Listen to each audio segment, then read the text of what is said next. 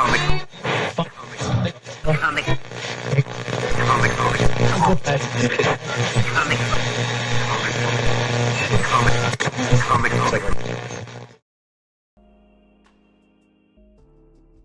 right, welcome everybody to Comic Book Radio. I'm your host, Peter Cimetti. This is episode 89.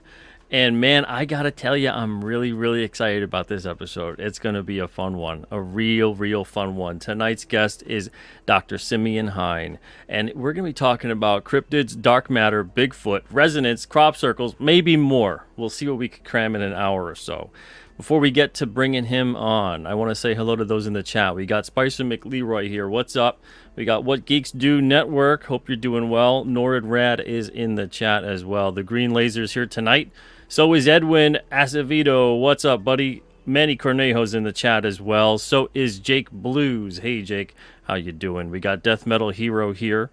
Death Metal Hero is, man... You're going to love this tonight, Luke. You're going to love it. Grape Nuka-Cola in the house as well. What's up, Grape Nuka-Cola? Says, my order came in today. Looking forward to getting to the giant stack of comics. They're looking nice in my King Cryptid short box. There you go, buddy.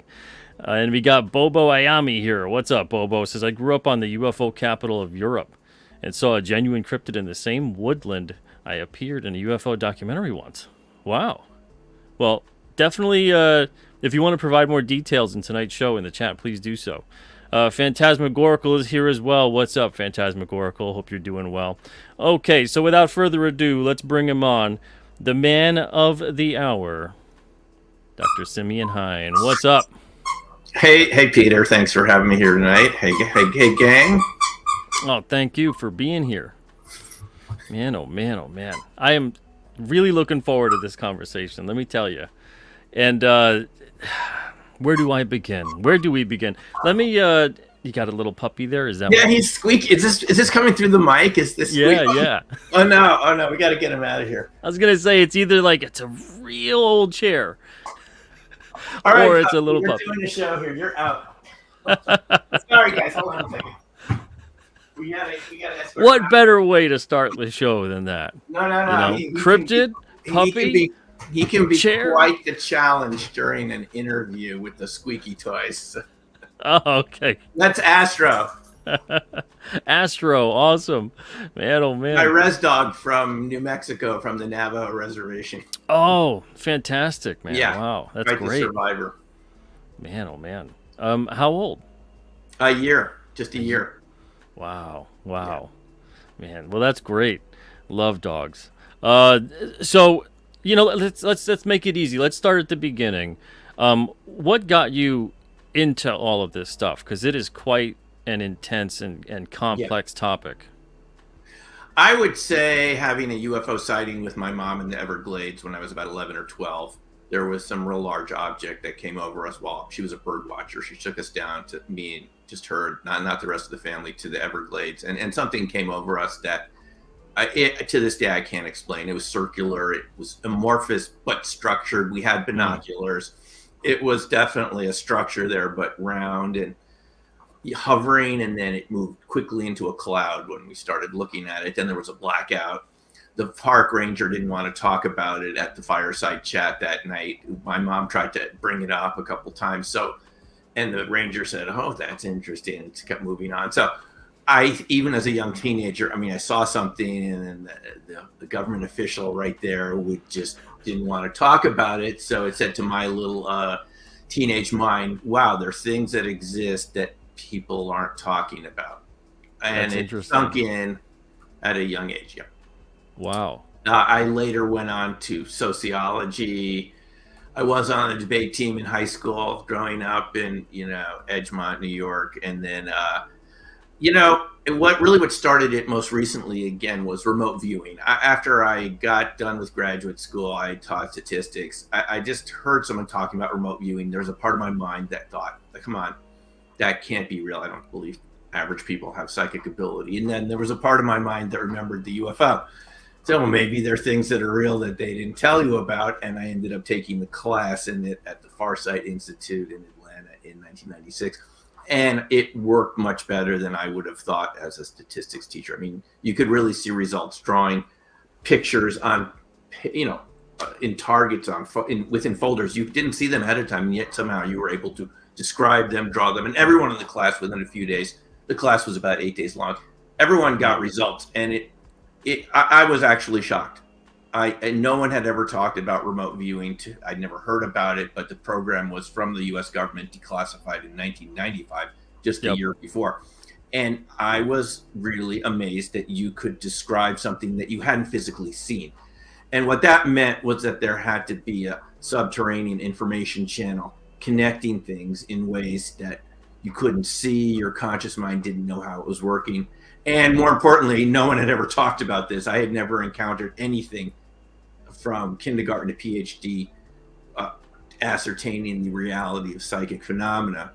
And that led to crop circles, which were targets that we were given at Farsight just as, interesting advanced targets. I got curious, what are these?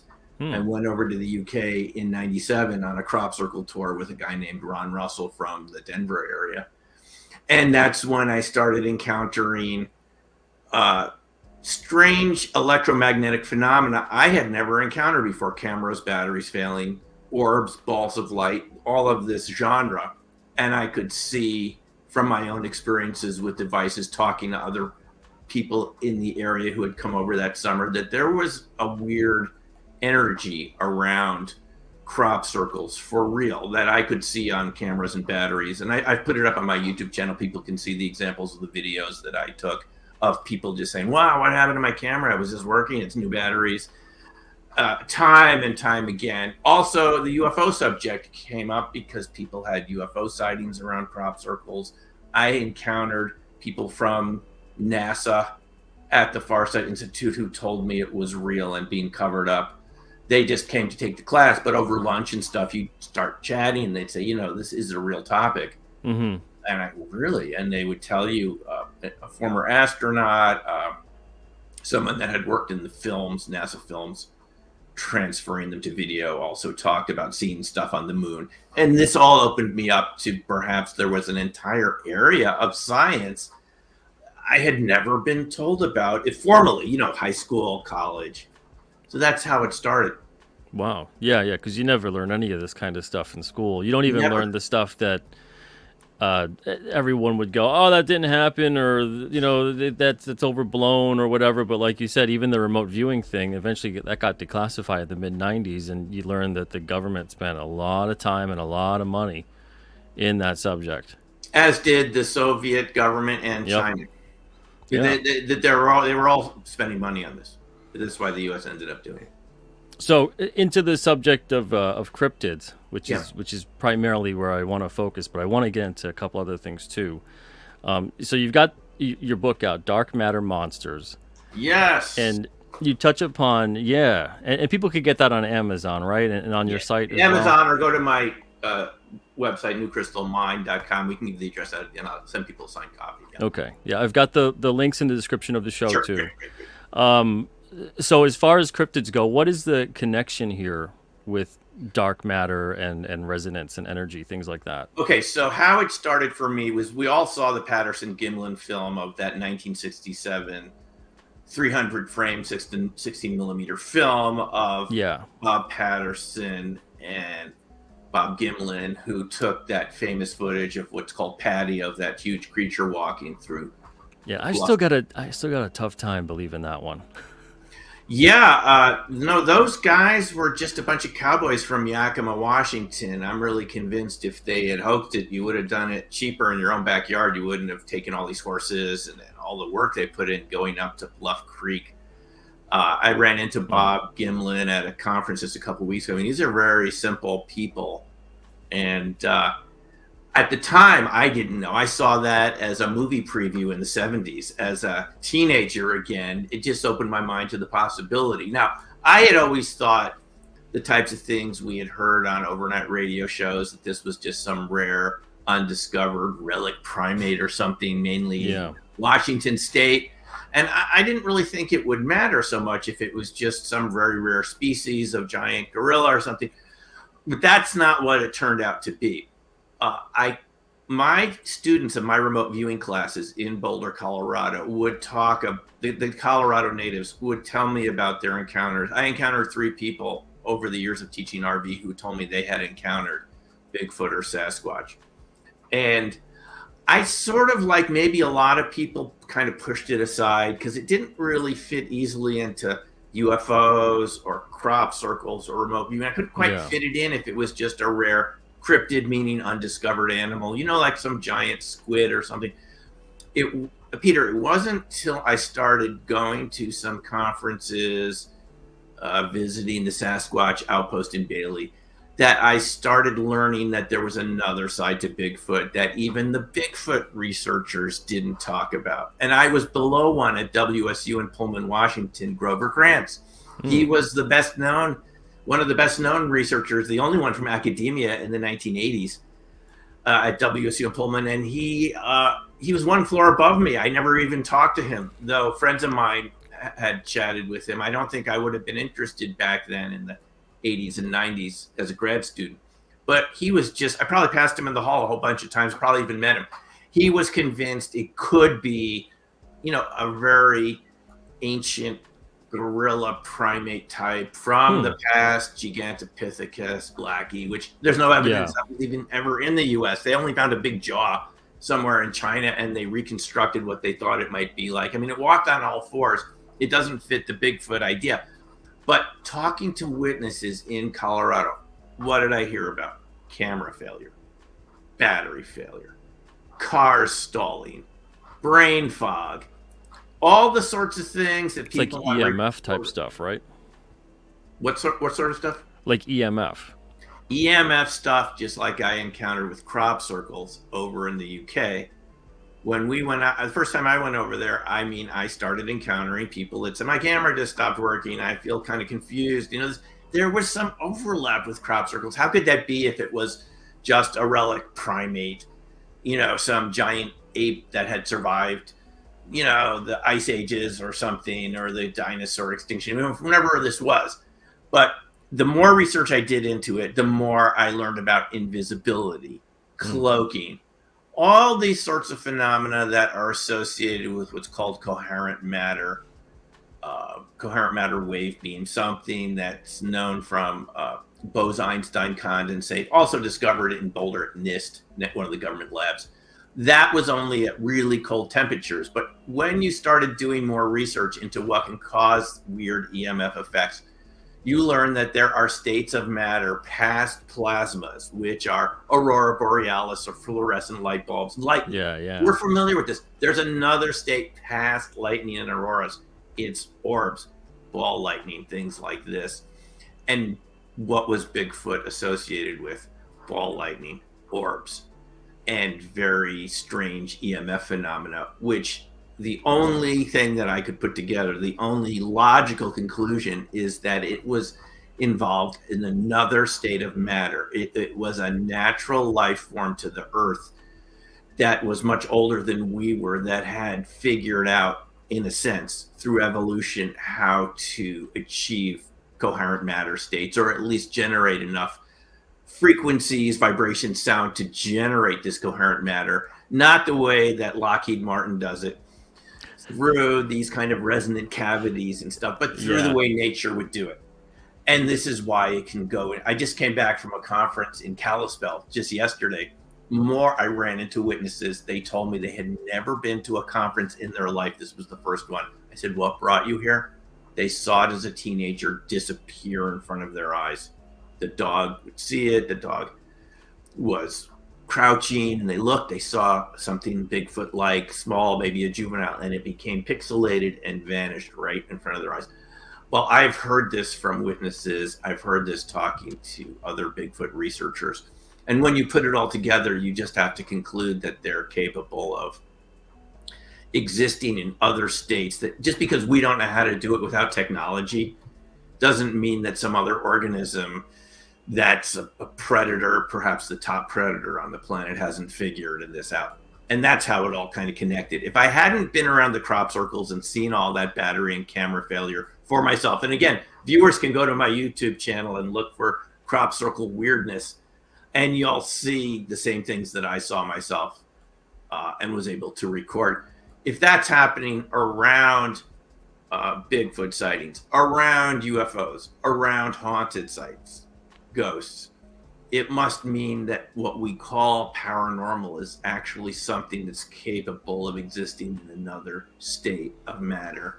Oh yeah, I mean, what we call And that's it. paranormal right now, it's probably going to be pretty normal in 100 years or less. Yeah, exactly. Just like it's always been. You brought up something, and I was going to mention it too. It sounds like you're describing a ghost, the way that people would describe a ghost. That is the way some indigenous peoples in the U.S., American Indians, would describe Sasquatch, Bigfoot, or all the names they have for it, Sabe, or... Is there a possibility that you believe that it could be, or do you believe that it is a tangible, real being that exists now? It's a crossover. This is what's called in science overlapping phenomenology. And I got that term from ball lightning researchers who cannot completely understand why they're just cut and dried ball lightning, which comes out of thunderstorms and is occasionally seen on its own, goes down the aisles of planes. Why that seems to follow people around or seem intelligent and even seem like a UFO, an intelligently controlled object. And that term overlapping phenomenology came from reading Massimo Tiordani, a Earth-like ball lightning researcher who studied this at Hessdalen, Norway. The same Hessdalen lights. He thinks this is all the same phenomena. Why would Bigfoot be associated with Earth lights? And to answer your question, I think Bigfoot is flesh and blood. It leaves very deep footprints. It leaves hair behind. It breaks big trees over, as one witness I talked to just over in Kalispell yesterday, the day before yesterday, told me that these used to show up around their property in northern Montana. I mean, big trees 20 feet up being snapped over, no storms, one after the other. What could do that? They have a physical characteristic, but quantum mechanics tells us, Peter, that everything is made of energy, reduced ultimately to Planck's constant, a multiple of Planck's constant, which gives us frequency. So everything that exists in our physical reality is both physically real, the way we would measure it with weight and footprints and leaving tracks and fingerprints. I mean, I have a friend he gets these handprints up in Omak, Washington, way up on their window. Sometimes somebody comes by and slaps the window. When she first told me this, I thought, slapping the window? Well, guess what? You read the literature. They come by and slap the window. Hey, we're here, guys. Way up, big slaps. So it's both. It's physical, Peter. Have they done a DNA test on the hair or anything like that? Yes, they have.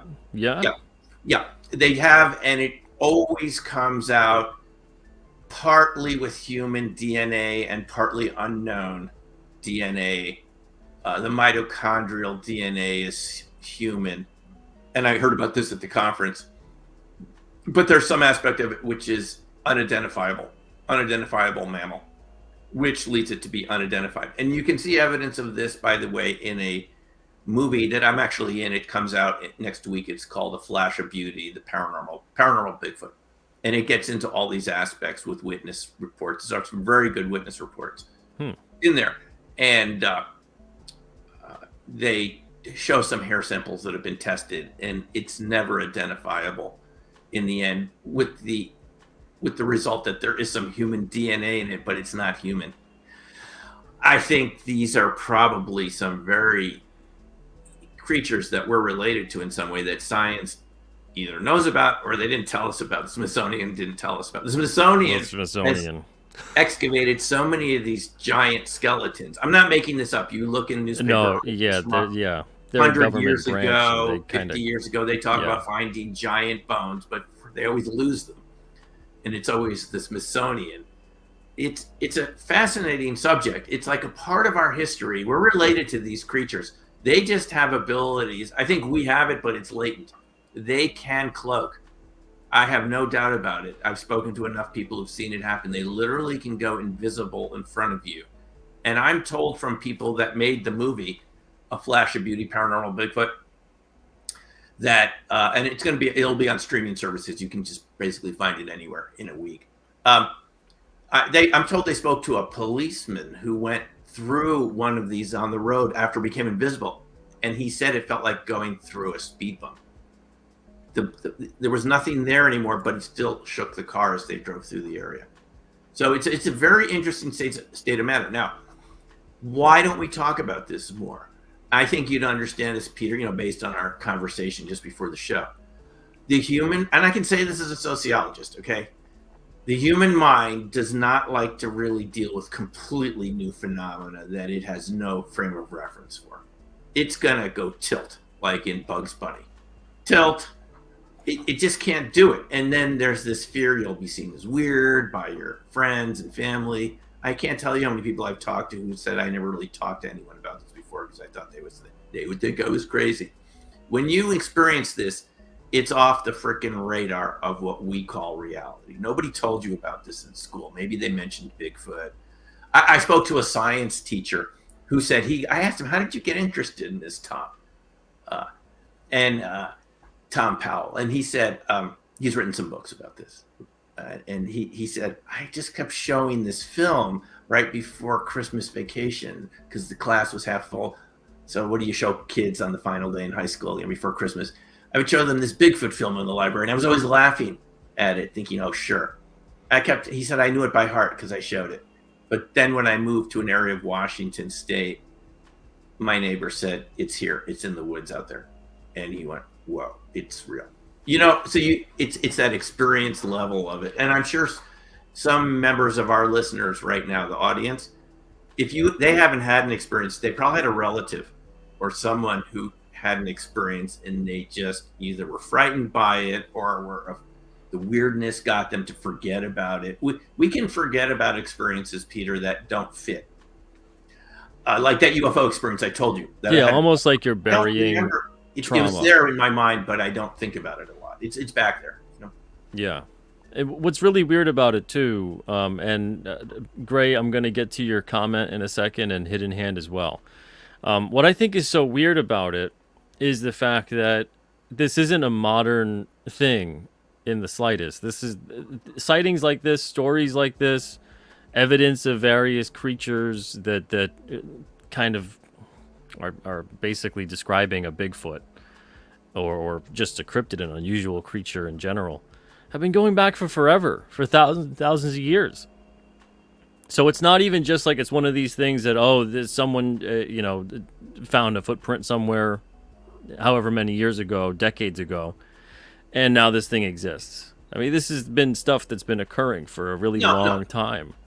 I spoke to someone at the Forks, Washington Bigfoot conference just in June, a Native American from the Spokane tribe. And I went up to him afterwards because he raised his hand. He said his grandfather traded with them. They traded with them from the Spokane tribe. They were considered to be a distant human tribe. Wow. Related to them in some way, but distant. I said, what did they trade? He said, in the most recently, 1913.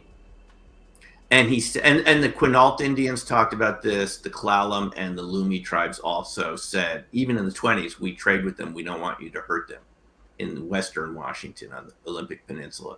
But I asked Neil, this guy Neil, I said, what did you trade with them? And the grandfather, and he said, my grandfather was a salmon fisherman, and the Bigfoot would bring very special medicinal herbs. They would trade medicinal herbs for salmon. So here's an eyewitness, and the Native Americans, there's like hundreds of names for Sasquatch in Native American lore. I doubt they're all making this up. For them, it's as real as beaver or it's moose. all over the world too. It's not even over. a North American thing at all. Yeah, it's fascinating. I do want to mention, Gray says, Simeon, I saw that happen myself with a big ugly dog at the Bell Witch farm in 1992. Right. Talking about phasing kind of a thing. It was in the yard when I pulled up, and the owner couldn't see it. Dang thing vanished into thin air. Yeah. I don't know where the Bell Witch farm is. I wonder what state that's in. But yeah, that is sometimes known as Dogman. And there's different ideas of what this is. That's the best name we have for it. It's a more aggressive type of cryptid. People feel more threatened by it. Bigfoot encounters can be, positive. Sometimes they rescue kids. They pull cars back onto the road. Other times they're not as nice.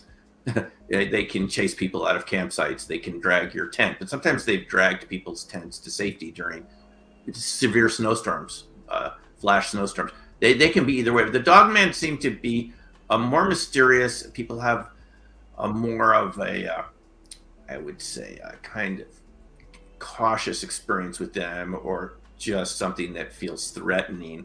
And yes, this is what people report, is they just vanish into thin air. And that seems to be that they seem to be phasing out of our reality into another frequency that we can't perceive directly and don't interact with physically.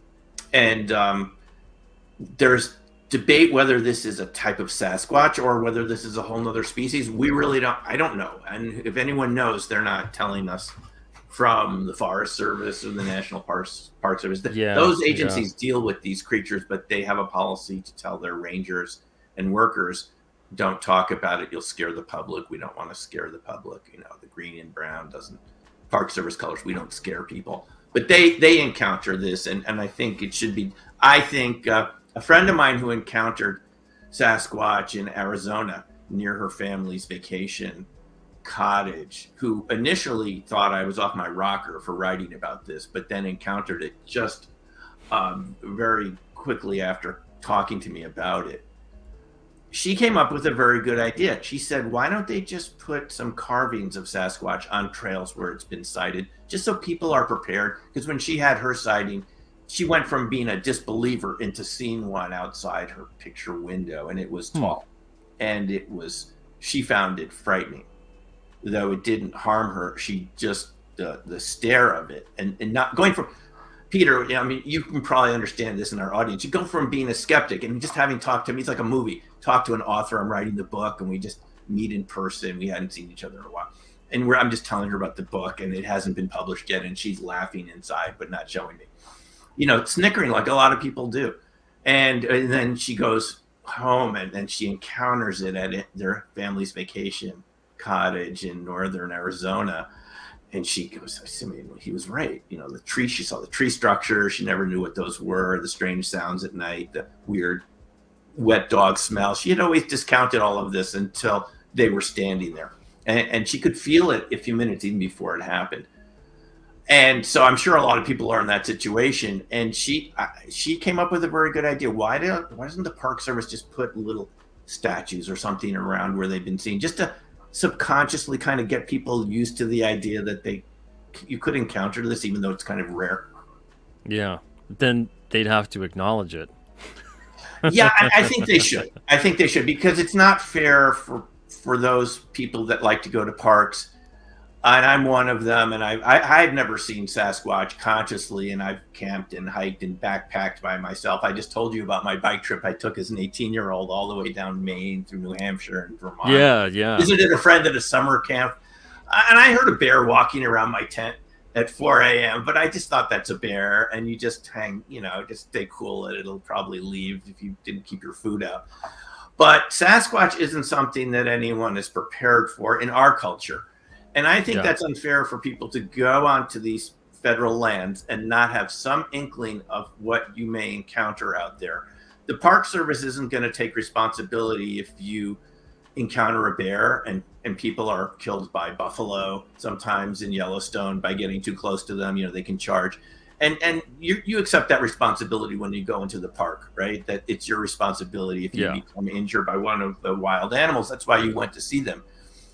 And it happens sometimes, but it happens with Sasquatch too. People are chased out of these backcountry areas. It can feel malevolent. Maybe some people are even harmed by them sometimes if they go back there. And as I mentioned, there are other cases where I've read where people get rescued having broken limbs or something and can't move, and the Sasquatch will carry them back down to parking lots, literally. But I think it's time to stop the charade. The Park Service needs to come clean on this. I've seen the documents of the Forest Service having reporting forms. I've heard people working for the National Forest Service, and I've spent a lot of time in those areas. they're being told, don't talk about it or you'll lose your job. Why are we doing this? Just admit it exists. It's unlikely you're going to encounter them, but it's something that you accept when you go out there. And I think people would be better off than feeling that sense of shock and total panic. Yeah, maybe even post something like a sign of what to be on alert for. You know, kind of just like a thing that's, you know, this kind of smell, this kind of, yeah. Because that might actually be pretty helpful for people. Yeah, just say just let's stop all this nonsense. There's too many thousands and thousands of witnesses in the U.S. It happens all the time, and I talk to these people. I do have a follow-up question for you, but before we get to that, Hidden Hand, before I forget about this, wants to know where can you find out about the DNA info? Is there anything you can recommend looking up or anything like that? Yeah, just do Bigfoot DNA results. You could take a look at the movie I mentioned, Flash of Beauty. There's a first version of it called Bigfoot Revealed, which is already out. But this movie talks about the results, and other researchers have talked about it. Melba Ketchum did some results, and these are often attacked by the science establishment. But I've been reading about these hair sample analyses for a long time, and other researchers have done it. Ted Phillips did it at the Marley Woods Ranch in Missouri, southern Missouri, and they couldn't identify those hair samples, even though it was different types of creatures. I would just do a search on it, and you'll find the results. I'm curious, someone mentioned a Bigfoot interacting with a deer, Apex Comics. Are you being serious, or is this a joke? Yeah, I don't. Apex might be joking around, but Apex, okay, did you see a Bigfoot with a deer? Let me know if you're still there. Because people report things like this, and I just want to make sure, is he kidding around, or she, or is this something that they're being serious about? Yeah. Let us know. I'm 99% certain they're joking. Okay. Well, the invisibility thing is something, seriously, Peter. If I had heard about this even 5 years ago, and I did, I started going to UFO conferences after taking remote viewing because of the witnesses I encountered as a remote viewing instructor. And I had people come take my classes in Boulder that had worked for the alphabet soup, 3-letter agencies in the federal government. They were curious about what RV, they'd heard about it. They wanted to take a class. I was never in the program, but I learned it from people who had been in the DIA remote viewing program. And then they would talk about things like this. And I started going to UFO conferences just out of curiosity. I had first thought it'd be like a comic convention, or maybe people wearing Vulcan ears or something, just fictional, but it wasn't. Every UFO conference I went to, I would encounter people that had worked in the military, people that had worked in the intelligence agencies, retired, who are curious about the subject. Yeah, because they don't get briefed about it as fully as they'd like.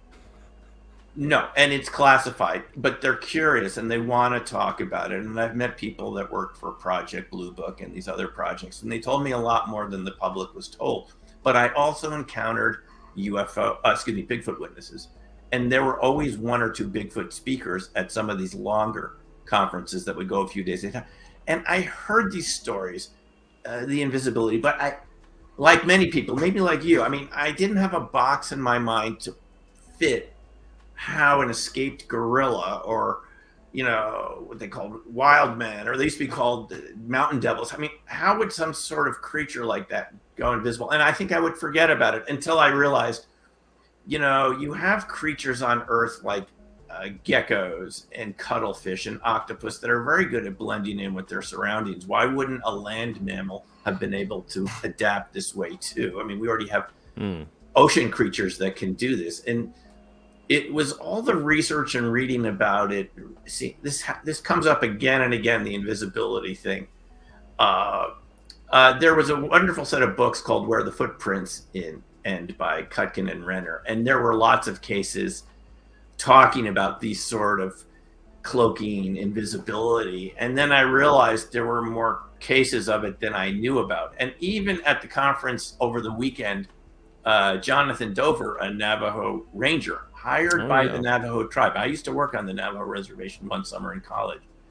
He was hired by the tribe to investigate paranormal sightings and Bigfoot. And he told us he's a trained tracker, 4,000 hours of law enforcement training. You could not track Bigfoot tracks. They would vanish into thin air. they just would stop in trackable ground. And he said it was impossible. If it was a human, you'd see those tracks. You'd be able to find them eventually. But the Bigfoot tracks would just where the footprints end. And if they went the other direction where the tracks started, they started in nowhere and ended in nowhere. And in muddy ground where you should have been able to see tracks. And I mean, there's definitely cases where people are forging tracks, right? I mean, occasionally you get cases of this, but the forged tracks are identifiable because each one looks exactly the same as the next. You get two things, they stamp them down. Yeah. And they don't look very real. These have dermal ridges. They have because when you step, it's different, especially for a barefoot to step. Each one's different. They have dermal ridges, which I don't see how you could fake. They're microscopic. You need to look very carefully. They have the metatarsal break, which we don't have in our feet. The way the front of the foot sort of flaps around, and again, you get the hair samples and things like this on top of it. And to make prints like that, it would require, in some cases, 1,000 pounds of pressure to do that. So I'm sure that there are cases where this happens, just like in any area. But where these tracks are found are often way out in the middle of nowhere, found by Park Service workers. I mean, they're way distant. You can't get cars out there. And why someone would spend all that energy to go way into the backcountry to do such a thing without even identifying themselves or getting any credit for it. That's true too. Yeah, you'd figure they'd want to get credit for that, to get the fame, get the prestige off of their forgery. And Peter, these tracks are 5 feet apart. Oh, that's a big I mean, gate. how would you do such a thing without leaving your own prints in mud? Yeah, that's tough, man. So I know. See, this is the thing. This is how our minds work. Yeah, trying to make sense of it, Yeah. It's good to think. I'm skeptical of things too. I mean, I was even skeptical of RV before I took it, but all of those objections that your conscious mind has to this, believe me, everyone who has ever researched this started that way. There's just too much evidence going back hundreds of years through the Native Americans who are talking about it. And do you think all those Native American tribes have been making this up for hundreds of years? For what purpose? They didn't even talk to each other. Twitter clout. Languages. Say over 600 languages, I think. They want clout on social media. Yes, right. Of course. Before I lose my train of thought with it, going back a bit to where you were before, what would be the motivation for what is basically being described here as a cover-up, a purposeful cover-up? It's a very good question. We were having this conversation just over the weekend at the Montana Con. I had a conversation with one of the speakers about this. We can't completely figure it out, but it just seems that government bureaucracies are not the most flexible, open-minded things that ever existed. You got a lot of people there that are concerned about job security, and they are maybe concerned about the impact on their area if people were scared to go there, maybe on National Park Service revenue. They collect a lot of revenue for the Department of Interior. The Park Service doesn't keep that money, by the way. It goes to the Department of Interior. There's always this feeling it could impact rural industries that need, rely on tourism and hunting permits and things like this. And maybe it's similar to the UFO cover-up where they would have to admit they were lying the whole time, because there's enough documentation from National Forest Service reporting forms that Forest Service workers have taken pictures of these reporting forms that they've seen in the offices. The Army Corps of Engineers in Washington State had a whole couple pages on Bigfoot when they did their own study around dams when they were putting these in a couple decades ago. They talked about it as if it was real. And there are a couple counties in Washington State that have protection for Bigfoot. You're not allowed to harass or harm them. Clackamas and I believe Whatcom County and Clackamas, I think, have protection ordinances. And so I talked to some high school teachers in Fort who said they had the kids write letters to their legislators, and they got protections in their counties too. So I think we have enough evidence that it's there, but I'm disappointed that our authorities, unless there's some really good reason that they're not talking about it, I'm disappointed that they, over these decades, they haven't just leveled up with people that go outdoors, because I've interviewed people that have had very frightening encounters with these creatures. They had to run, or they felt they had to run, or that they would have been killed.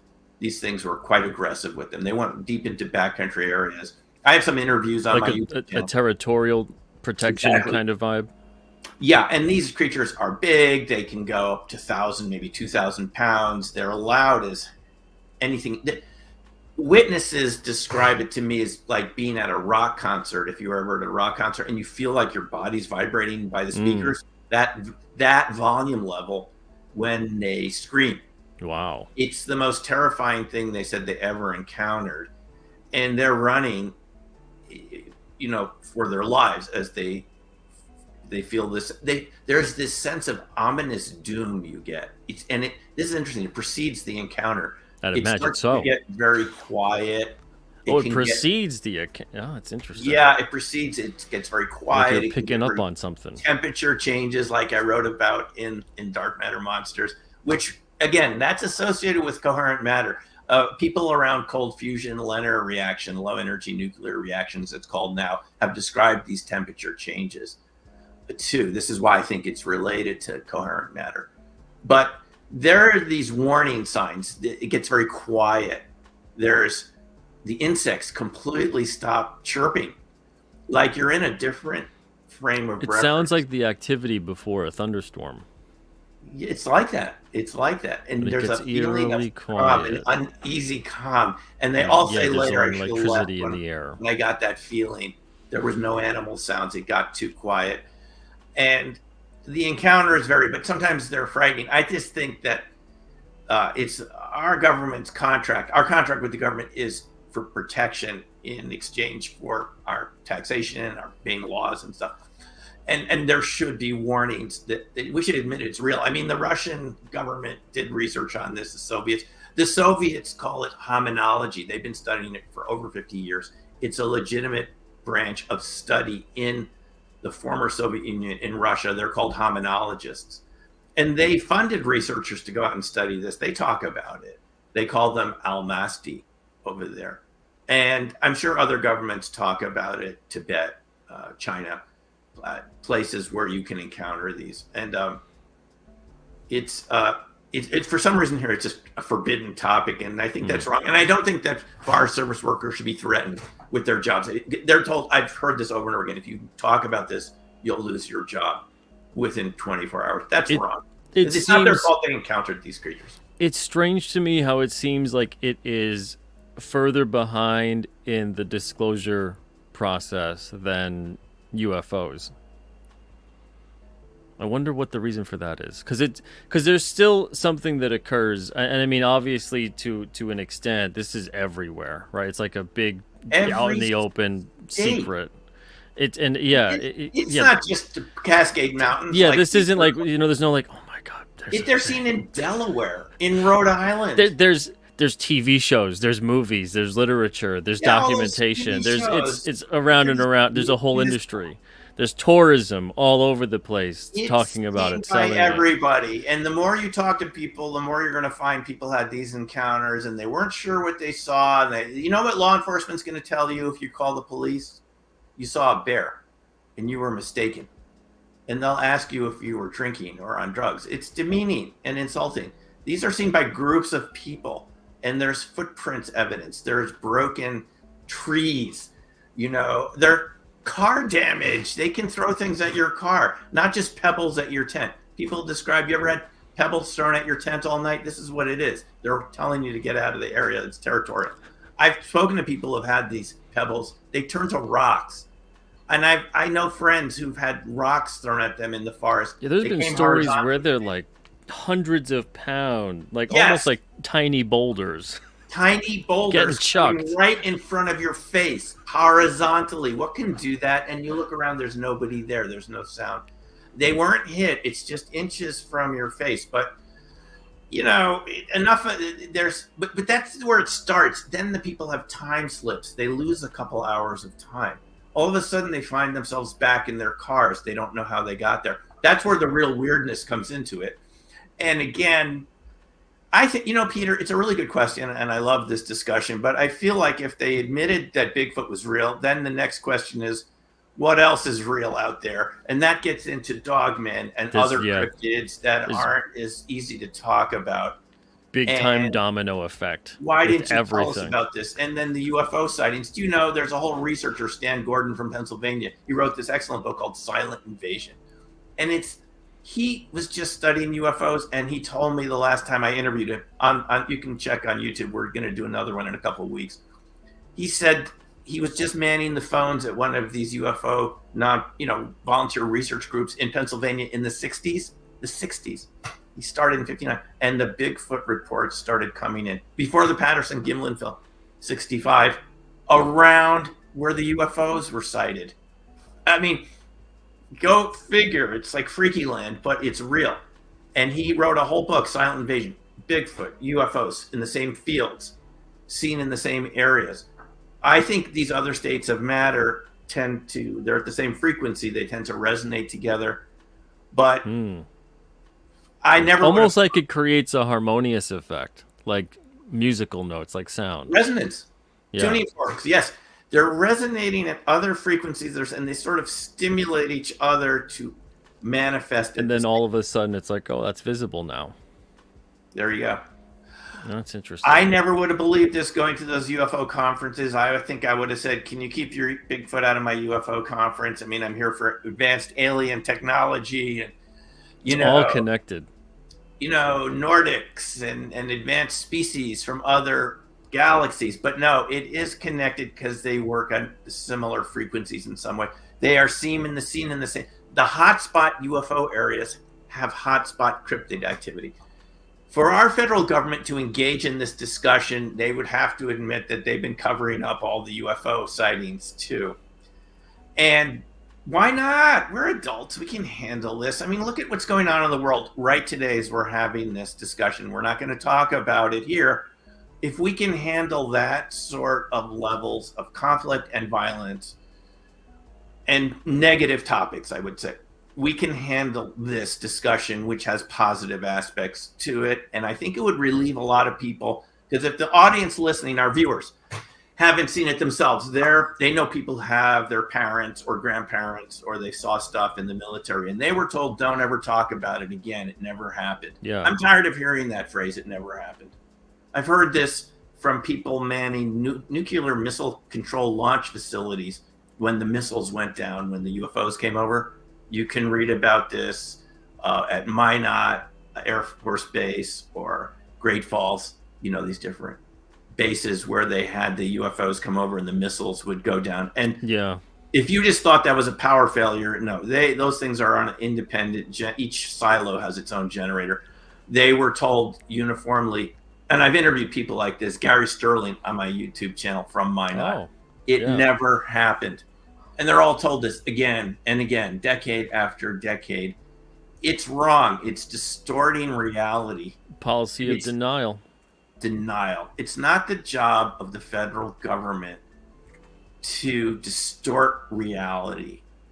I guess when you in a personal relationship, it's called gaslighting, where someone is deliberately manipulating. Oh yeah. I mean, there's been global gaslighting taking place for a while now. on a variety of issues. On subject. It's not the job of the government to distort our sense of the truth. We're adults. And this is what's happening with these phenomena. I think paranormal phenomena have a science explanation, but just like electricity and magnetism used to be considered supernatural, Peter, vacuums in bottles were considered supernatural. Aristotle said it was impossible to have a vacuum. I mean, let people know from 100 years ago how we're doing this conversation, and they'd just be like, witchcraft. Not even, that's just within like maybe a grandparent, great-grandparent's generation that this is possible. This is like science fiction. Science fiction. These topics will one day be considered, they will go first to science fiction, then be considered science fact, that there are creatures and technologies that can cloak, that can metamorphosize into other forms, that can become invisible, that can move from here to there without seemingly going into space in between. People see these cryptids, especially the dogmen. It's here, then it's here. then it's here. They don't know if they're going crazy or something. That's how they move around. They're jumping through space-time, as it were. But I think, let's just grow up here. Have a discussion like we're having a discussion about it now, and let's figure out the science behind it. I think that'll be fun, rather than denying it, like you're saying. There's got to be, that's the most difficult thing for me. It's easy to figure out why there's a cover-up in terms of extraterrestrials, UFO technology, etc. You go down the pipeline, and it's like, okay, but for this one, it really makes me go, are we just that insecure as a species? Yes. That it's like, because everything else on the planet, to our superficial gaze at least, it goes, well, they're inferior to human being. That's it. But if this is potentially on par or superior in a way that they can manifest the energies of the earth and the environment and things like that, how do we deal with that? Well, in German we would say, Peter, du hast der Schwerpunkt gefunden, which means you hit the nail on the head. You got the center point, the hard point. It's our ego, our collective ego. We've all been brought up to believe that we're the top dog on the planet, right? We're the most intelligent life on planet Earth. But if it isn't true, that's a big ego blow. And I'm sure it's not true. And I'm sure the most intelligent species on the planet is probably very good at concealing themselves from us, given how destructive we can be. Oh, yeah, they'd go, I don't want any part of it. Humans, run away Leave from me the be. humans. Or scare them for fun, do stuff, and let's just stay up all night and throw rocks at their tent. And they can go live and do whatever they got to do wherever they got to do it, and stuff like they're having fun with us. No, I think that is what's going on. Our collective ego. We've been told by academics and science that a certain picture of reality, and if that doesn't turn out to be true, which I believe it isn't, we're just another species in this spectrum of intelligent life forms. And that's a big deal for the human collective ego to handle. But maybe it'd be good for us, as Ronald Reagan said, maybe if we talked about extraterrestrials, we'd all come together. If there was some other third threatening force, remember that speech at the UN? He said maybe if we found out there was some other hostile force out there, we would join together as a planet. Maybe we need that right now. The not so subtle dropping of hints. Yeah.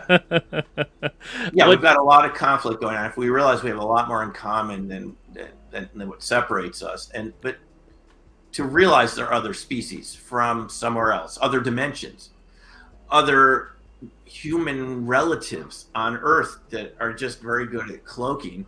Yeah, I think it'd be fascinating, the science. It'd be great discussions, and it would relieve a lot of the PTSD. I know people personally have suffered PTSD from encountering Sasquatch. They don't want to go hiking for quite a while. They don't want to even go in an RV. Now, I've never had an experience in the woods that scared me like that. But imagine you're one of those people. You're afraid to go out anyway, far away from people. And that's something that has to be dealt with.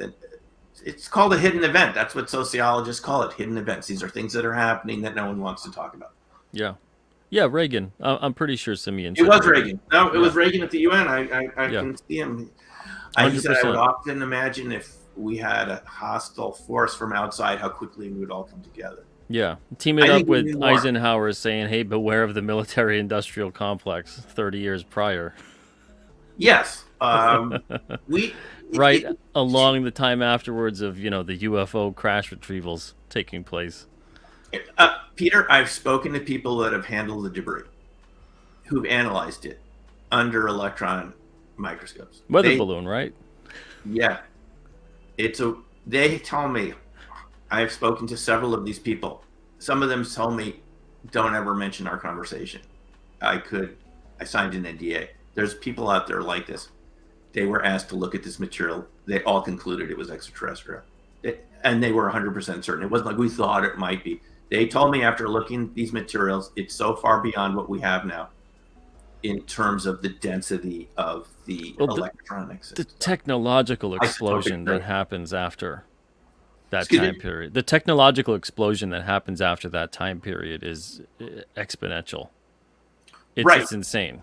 There may be legitimate concerns that we don't want our adversaries to have that type of technological explosion. I'm told that's part of the reason why they don't bring it forward is maybe we'll have a Sputnik moment where Yeah. some of our Well, adversaries will figure it out. But this is what we're talking about. then eventually they all find out, oh, wait a second, you guys have all had that happen to you too. Yeah, I think it's a great way for humankind to come together. And overall, over extraterrestrials, over cryptids, and all the other strange stuff that's out there, it's who we are. We're discoverers. And why stop the discovery? I can't see a Absolutely. reason to stop the discovery. It can only lead to good things. Let's see here. Before I throw a link up, because sometimes when we have time, I throw the link up in the chat and we get someone to come on one to ask a question Please to do. the guest. I'm happy to spend more time. All right. So I'm going to put the link here. I'm using the Ring of Power. Sorry, Peter, to see if I can refocus. It worked. This is my Navajo Ring of Power, the 4 directions of protection. That worked earlier. We could pretend it's Green before. Lantern's ring. There it is. We're back. There, look at that. A little better, yes. So if you guys want to join, we've got Dr. SIMEON HEIN on tonight to talk about cryptids, dark matter, Bigfoot, resonance, crop circles, whatever is on your mind in terms of the unexplained in a way, shape, or form. We've got the StreamYard link right here. I know what Geeks Do Network you were asking. Are we doing call-ins tonight? So we'll have that. So you can come on the show and ask your question live. Let's see if we can let Astro back in for a second. He might. Yeah, maybe he'll be behaving. But let's see. What geeks aren't extraterrestrials interdimensional? Well, extraterrestrials would not be. I don't think they would be interdimensional. I think they're within our own dimension at that point. No, Peter, it's a good question. And but I don't know. That you're all aware that Congress is having closed door sessions right now with witnesses. Okay, I spoke to someone at a conference recently who told me it's been happening since 2017. This is someone involved in the classified briefings for Congress of UFO witnesses, crash retrieval witnesses. It's been going on for 6 years. What Congress is calling it right now, you saw it in the Schumer Rounds Amendment, which is very controversial. The Schumer Rounds Amendment, which I think has been taken out of the National Defense Authorization Act, said the government had eminent domain over any non-human technology. I think it was considered very unpopular because it means all the defense contractors have to give up their crash material. I'm not kidding. But what about Bigfoot technologies and things that they leave gifts sometimes for people? They start, relationships with people and they can leave gifts for you and things. Sometimes the things are kind of strange. Would that be part of the Schumer Rounds eminent domain? But seriously, they're calling it NHI now. Non-human intelligence. And so the question is relevant because those in the know have expounded on this. Say, what does that mean? Interdimensional, extraterrestrial, ultra-terrestrial. That means another race that's living next to us that's perhaps hidden under the ocean or something. Because nobody knows where these craft are actually from. They could be extraterrestrial. Maybe some of them are. And some of them are USOs. Interdimensional. Well, just look up whoever the third. A lot of reports for USOs. USOs. I've spoken to David Noble Wycrow. I'm going to interview him again soon. I've done like 8 interviews with him on my YouTube channel. He saw these things back in Operation Dominique in the Navy. And he said the other officers that he got to know on the ship, who he was in the officers' mess hall as an artist, and the ship artist who officially drew things for briefings, they called them fireflies. And he said they acknowledged them. They were under the water, they come up. Yes, the USOs. So this interdimensional, ultra-terrestrial, extraterrestrial. So it's a good question, and everything's on the table at this point. Okay, let's see. Before I bring you on, I see you right there in the green room. I want to acknowledge and answer Spicer McLeroy. Thank you for the $5 super chat. It says, what are aliens in both your opinions? Demons, angels, us from the future, beings from another dimension?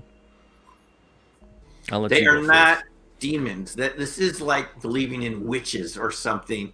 I mean, this is like believing that people that are from another part of the earth, like people used to believe, were like non-human or something. We're all we're all different varieties of human. Well, there are witches. There are witches, but not in the sense of being these sort of evil demonic. I don't believe in that personally. I'm just going to say that's not part of my Judaic upbringing to believe in these things. So I'm just going to denounce the demons right there, just because that's my bias. But they're all of the above, actually. I mean, we don't totally know who these extraterrestrials are. There are references in different versions of the Bible to Nephilim, right? I mean, that's in the Old Testament. Yeah. They mated with human females and created hybrids. It's probably hybridization going on. So my opinions, you're asking me my opinions. It's all of the above minus the demonic side. And the reason I'm saying that is we know there are branches in the federal government that are fundamentalist, and we're told by the people in the military they're holding back the UFO disclosure because they think it's demonic. We shouldn't even be talking about it. It goes against their fundamentalist religious beliefs.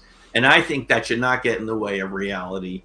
We do have separation of church and state in theory in this country, so I do not like the idea that anyone's religious beliefs, mine or anyone's, would interfere with the science. We have to be based on evidence, not on weird medieval ideas about things that went out of fashion 500 years ago. I don't think that has any place in the discussion here. But everything's on the table of what we're dealing with, and it could be Spicer, all of the above. So I'll say that I think it could be all the above, but with an asterisk in saying that I think that some people maybe have misconstrued in the past these sorts of things to be actual living entities, living beings, living whatever it might have been. So maybe you thought you were interacting with a demon and it was an extraterrestrial or an interdimensional being or whatever it might have been. But it's not necessary. But we called it a demon. I think there's so many things with words where Peter, we used to call they evolve over time. Sea serpents were considered sea monsters. Exactly. Let's look at the reality of what's going on, or even mountain gorillas were not considered real. Yeah, those were cryptids. Yeah, pandas. Human history is full of things that were not considered real that turned out to be real. And you said it before, Peter. Human ego. It's human ego. We have to check your ego at the door. Thank you. Yeah, and then as far as the the technical, I guess you could say, demons, angels, whatever, existing as well too. Hey, I'm like I don't know. Who the hell knows? And we'll know when we know, and when we find out. Thank you, Peter.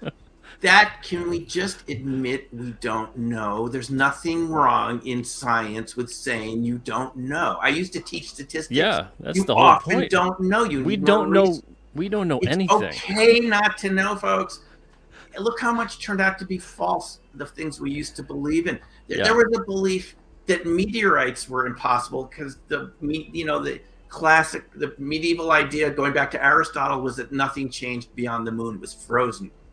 And therefore, there could be no stones in the sky because they don't exist. But the meteorites turned out to be extraterrestrial stones. But that was until 1804. That was considered peasant folklore. Peasant meteorite. So, and if anything, I'm excited for what does the next 500 to 1,000 years of knowledge teach us? Does it erase some of the stuff that we take for granted as it couldn't possibly be anything other than this? We all know it to be this, and then 500 to 1,000 years, they go, actually. It's all going to be, my opinion, since Spicer asked, it's all going to be turned out to be real, Peter. In the next 500 to and more.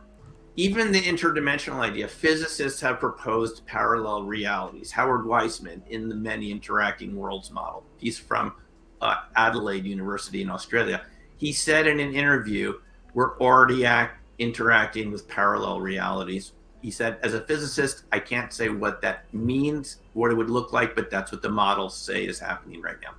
Parallel realities. And it could be where some of them are coming from. Explain a lot. It would explain a lot. All right, let me bring him on. We got him in the green room here. I don't want to have him waiting too long. What's up, Rob? How you doing tonight, buddy? Hey, guys. Can you hear me? Hey. I can hear you perfectly fine. How are you? Great show. Loving it. Thank you, man. I had two quick questions. I'm in Jersey, and I was curious. I'm pretty close to the Pinelands, and I was wondering, are you aware of any sightings of Bigfoot in New Jersey? Oh yeah, it's a great Really? question, Rob. Uh, there are Bigfoot sightings in New Jersey, every state, including Alaska. I've heard witnesses describe running into them in the the mountainous areas of Hawaii. Excuse me, Hawaii. Alaska has really big ones. Oh, don't talk about the Alaskan Bigfoot. That's a whole subject in and of itself. That's a big thing. They're up there. They're huge. But Really? even in Hawaii, but no, New Jersey definitely has them, and you guys have the Jersey Devil. Yeah. And I've read accounts of people who've seen these creatures. They didn't believe in it either. It was very close to Manhattan. It was just on the other side of the river on an apartment rooftop. They called the police over it. Yeah. I was under the assumption that the Jersey Devil was the hammerhead bats. I don't know if you ever looked that up, but they claim to have figured out that hammerhead bats came over from Africa on ships in the 1800s, and that's where the theory of the Jersey Devil came from. I don't know if you've ever seen that, but these things get to be It's really kind of like the really big. Shoebill theory with the Mothman. Yeah. No, I'm familiar with these counter explanations, and as an academic myself, I probably would have gone with those until I talked to witnesses and have read some of these accounts of the Jersey Devil. Those sort of prosaic explanations might explain some of the sightings, no doubt about it. Yeah. I'm sure 95% of UFO sightings have a conventional explanation too. It's that other 5%. Yeah. If 5%'s real, it's real, right? Absolutely. Yeah. It doesn't mean that there aren't misidentifications. Well, yeah, And- if like 10% of 200,000 sightings are real. That's Is 20,000 enough. sightings. That's a lot of sightings. That's Exactly. awesome. Good to know. Like, I was really interested about. I've never heard of a sighting I've of heard- Bigfoot. In Jersey. Now, these descriptions of the Jersey Devil, I mean, these were things that were on two legs and were human-sized, and I don't think any bat would fit that. I mean, there was physical evidence left behind in this, and this person was really frightened by their encounter. I mean, again, it was enough to call the cops and have them come up to that rooftop over in, it was at Jersey City, that right across from Manhattan there. I mean, can you imagine something that close to an urban area? Yeah. You right? can encounter these anywhere. These Bigfoot, by the way, they come into town sometimes. I've read these encounters. It's so shocking that the police don't even want to talk about it after they've seen it themselves. They just want to go away. It's just our brains are not used to dealing with something that's so far out of what we've been taught is real. Yeah. I'm being bitten by a monster right here. This is I was going to say, This we're is- seeing this you is getting pretty devoured hard. live. This is starting to hurt Escher. You're going to get ejected from the room. He's feeling jealous. getting You see, this excited. This is the monster that I have to deal with all the time. I call him monster. Or someone said he's my ESA, emotional squatch animal.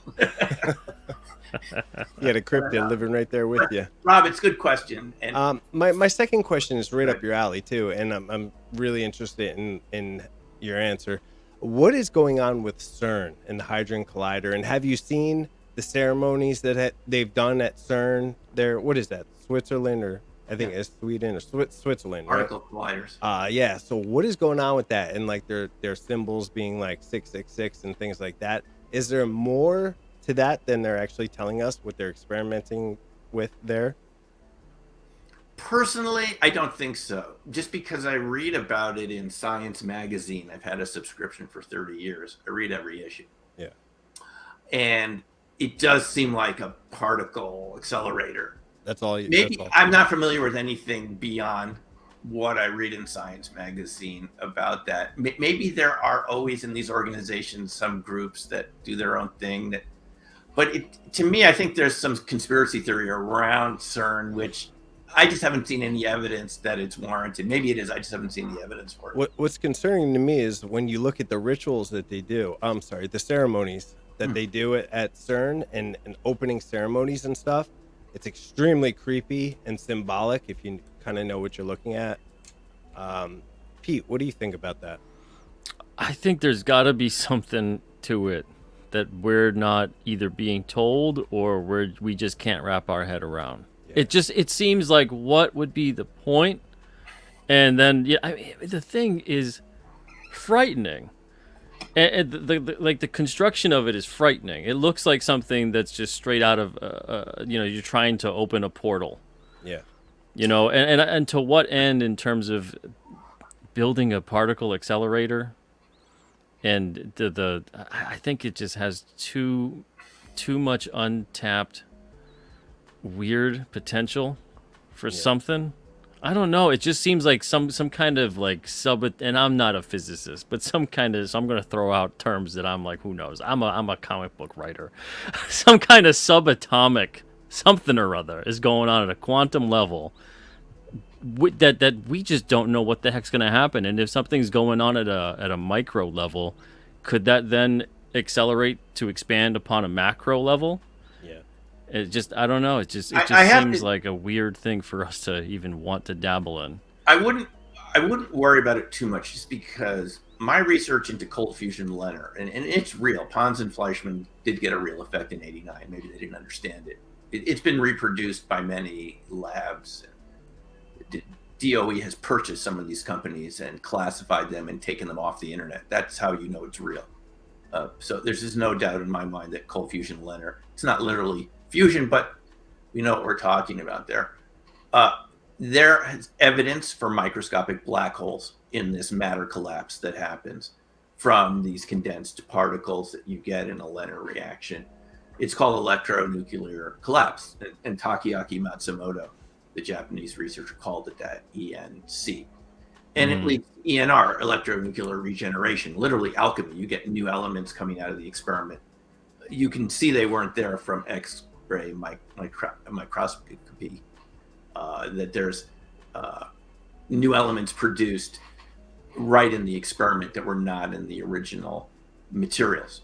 But those micro black holes they don't gobble up the world. They have an event horizon and they collapse in on themselves. The Ukrainian researchers, Sviatomenko and others, when they were interviewed right before they were purchased by DOE, they said, they had produced a material that they had no other words to describe it than a microscopic black hole. They said this material absorbed ordinary material and it just vanished. You could see why the U.S. government would want to buy this company up and classify it immediately. Yeah. They literally had made materials that would absorb other materials. They described them as black holes. I wonder where it's going. They didn't gobble up the Earth.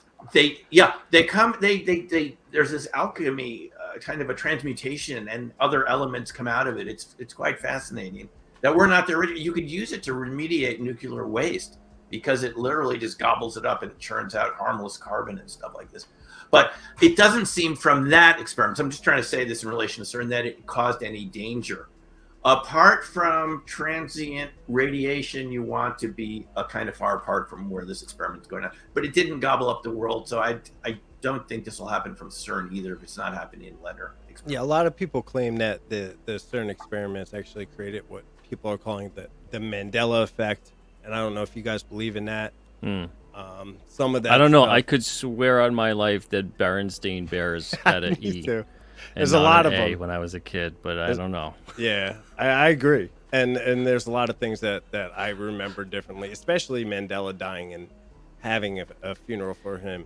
Yeah, that's funny because I don't remember that, but my wife remembers that. Mm-hmm. I do remember. I remember sitting at my grandmother's table and actually watching it on TV, which blows my mind because I don't know if it's like a false memory or if we were actually really moved into another dimension. It's very, very odd. Oh, it is. Looks like the dog is Astro's having fun. But those are my two questions, guys. All right. This is a great those are show. good questions. Yeah. Can I answer a question I see in comments, Pete? Is that okay? Yeah, sure. Yeah, I see one from Brian, and he's asking about thorium reactors and cold fusion, all this. Okay, when I was at the Phenomicon conference in Vernal, Utah, just a couple of weeks ago, I spoke to someone that had worked in these programs with DOE and different defense contractors and inside the Beltway. And we talked about why this doesn't get developed, better alternatives. And what he told me totally made sense. He goes, they have these 100-year plans around the projects they're working on. It requires funding. It requires congressional cooperation, right? Who funds everything in the government every year? Congress. And NASA's aware of this too. They don't want to start something and plan it out for a couple decades to have something else that works better come along and make it obsolete. So they suppress it. He told me this is what they do. This is why we don't have tabletop reactors, because they've been working on hot fusion reactors, these big Theodore Geiger like tubes and rivets and stuff that to contain these intense magnetic fields. And that's what they want to power the US in a half a century, so that we're completely not dependent on other countries for energy. They don't want anything. They say that's a good thing. We'll be independent of fossil fuels. They don't want anything else that would compete with that. And this is why, if they're interested, they buy up the company like they did with Proton 21 Labs from Ukraine, by the way, and absorb it into their program, because they want their whole program to be funded and functional. And I'm sure NASA's thinking about this too, in terms of talking about their astronaut sightings of anomalous phenomena outside the International Space Station and Apollo missions and so forth. They don't want to, and I've been told this by people that worked at NASA, they don't want to offend any groups that would interfere with funding. It's a funding thing, and then it goes back to money. It always goes back to money. I find it very interesting that a lot of the Tesla technology, even people who are developing things now, are in the last 30 or 40 years, was bought up in patent and then hidden from the public. And I think a lot of that technology does exist, and like what you're saying, like it would be a long process to bring that into our society. And I don't know if it's devious or not when they do things like that, if it's a control thing, or if, they want you to constantly rely on them for what you need in life. Do you think that that's the case when they do that, when they buy up these patents and then they hide them? Because I know that they do that. It is. It's these institutions want to remain relevant to the picture, the big picture. And I think their concern is that they could become irrelevant. Bureaucracies especially. We see this in every society on our planet that went heavily bureaucratic, like the Soviet Union, is they become increasingly irrelevant. They can't do what they think they're supposed to be doing. There's no way they can plan for the future. They have these 5-year plans, these 10-year plans. Look what happened in China when they did this under Mao Zedong. There was that funny case where they told people, it wasn't so funny, they told people to go out at night and disturb birds so they couldn't sleep properly because they were eating grain. And once the birds died off, what did you have next? Insect outbreak, and everyone starved, and millions of people died. You had those severe famines. And this happened in the Soviet Union too. Governments are inherently bad at planning for more than a week or two out. They're not really good at this. And what they try to do is distort reality to fit in terms of their agenda. Because they have so many resources, they print the money, right? Yeah. They try to force reality into their mindset. And in every case, if we look in history, it fails eventually, because reality outpaces any government bureaucracy. And I'm afraid this is happening in the US right now, where these funding agencies, the big agencies that fund science, the National Science Foundation, National Institutes for Health, and other big funding agencies where academics and scientists get their bread from, they're censoring reality to the extent that we're out of touch with what's going on. And you see it most clearly in the UFO UAP discussion that Congress is having. They're playing catch up ball right now. I've been going to these UFO conferences for over 25 years. Anyone could attend these conferences, but there was no one from those agencies. All of a sudden, they're having to play catch up. So I think what you're saying, Rob, has a lot to do with what's going on. They're afraid that if they don't define the agenda, and they have to do it through propaganda and distorting. I mean, the Department of Defense has been doing this with UFOs. What do? Oh, yeah. It's called weaponization of stigma. You ridicule the witnesses. You ridicule your own employees so they won't talk about it. People in the Navy, people in the Air Force. You tell them it'll be bad for your career. You won't get your promotion if you bring it up. How many pilots have you heard saying, I saw something, but I was afraid to talk about it? Yeah. Even pilots from United. The United pilots that saw that object over Gate C and at O'Hare in 2006. Commercial airline pilots, forget about it. They all don't want to talk till they're retired and done. You're going to get a Because psych that's it. evaluation. You're going to get taken Yeah. off the flight line. This is what holds back our understanding of reality. And I think it's criminal, quite frankly. You have these big bureaucratic public or private institutions squelching their own witnesses decade after decade. You saw Venus, you saw flocks of birds, ice crystals. That New York Times article said it had, the more recent one, not the 2017 article, there was a follow-up. It said it could be stress. They're just imagining these things. Yeah, sure. You don't get stress showing up on your radar. Yeah. Do you believe that Project Bluebeam is a real thing? And if so, do you think it's going to be used against us in the future to bring in a new world order or something along those lines? Project Bluebeam. I'm familiar with Project Blue Book. This is going to date me a little bit. What is Project Bluebeam? I mean, I've heard. Peter, you aware of Project Bluebeam? Yeah, isn't Bluebeam where they're creating holographic imagery to make it, and it looks so realistic? You know, almost like the way augmented reality through your phone or whatever. But instead, it's not a phone. You don't need a device. They're able to manipulate and using laser technology to as if because they've had that before. Attack. Yeah, they've done stuff like that, like an alien attack, but not in terms of weaponization. I'm not entirely sure. There's been a documented case. Like we were talking about earlier with Reagan and how he made that speech at the UN. If there was a threat that would bring us all together, I think that was something that was foreseeing, like Project Bluebeam in effect, saying there's this huge threat, this outer space, a threat that's going to be a stepping stone towards a scarily enough, I think it could be used to create a false flag scenario. Yes, but that's what I was asking. I'm concerned about disinformation, and this is real. This is not conspiracy. Absolutely. I interviewed Richard Doty, that worked for the Air Force Office of Special Investigation. It's on my YouTube channel. It was at the UFO MegaCon in Laughlin in 2019. And you can hear him on different shows. He's on Disclosure Tonight with Thomas Fessel. He's come forward. He says they have their own group of witnesses that's working with specific senators right now. He admitted in that interview, and in other interviews, that they, in the Air Force, where he was working, they paid, in his job capacity, they literally paid journalists large amounts of cash to not talk about what they had seen or to change the story. And he's the one, I mean, he's from the Air Force, and he retired, on honorable terms. And he's telling us that they've been paying people to rewrite stories. Listen, I had someone on my crop circle tour who's passed on now. Her name was Diana. When we were talking in the tour, what do you do for a living? She said, I worked at the CIA in the media department. And so we said, what does the media department do? She goes, I had a Rolodex of 400 journalists, and my job was to give them stories to put in the paper.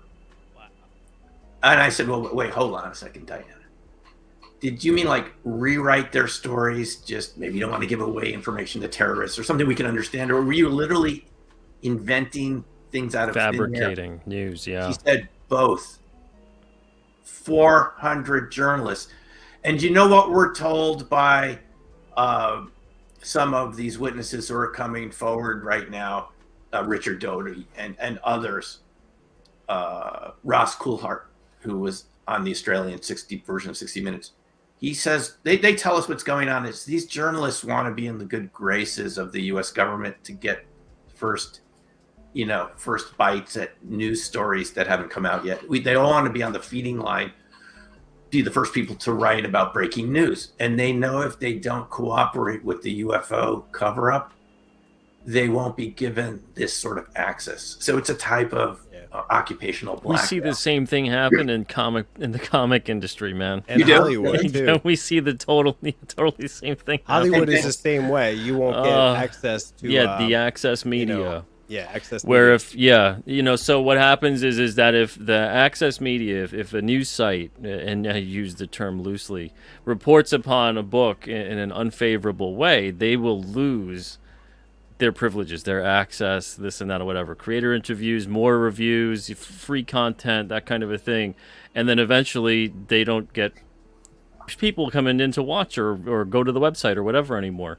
And then anyone who contradicts the narrative and calls it out or knows about it as an insider and knows that this is how things go down, they get targeted and they get blacklisted, they get reputations destroyed, et cetera, et cetera. They've done it to creators, they've done it to myself, they've done it to fans, they've done it to all kinds of people that are out there.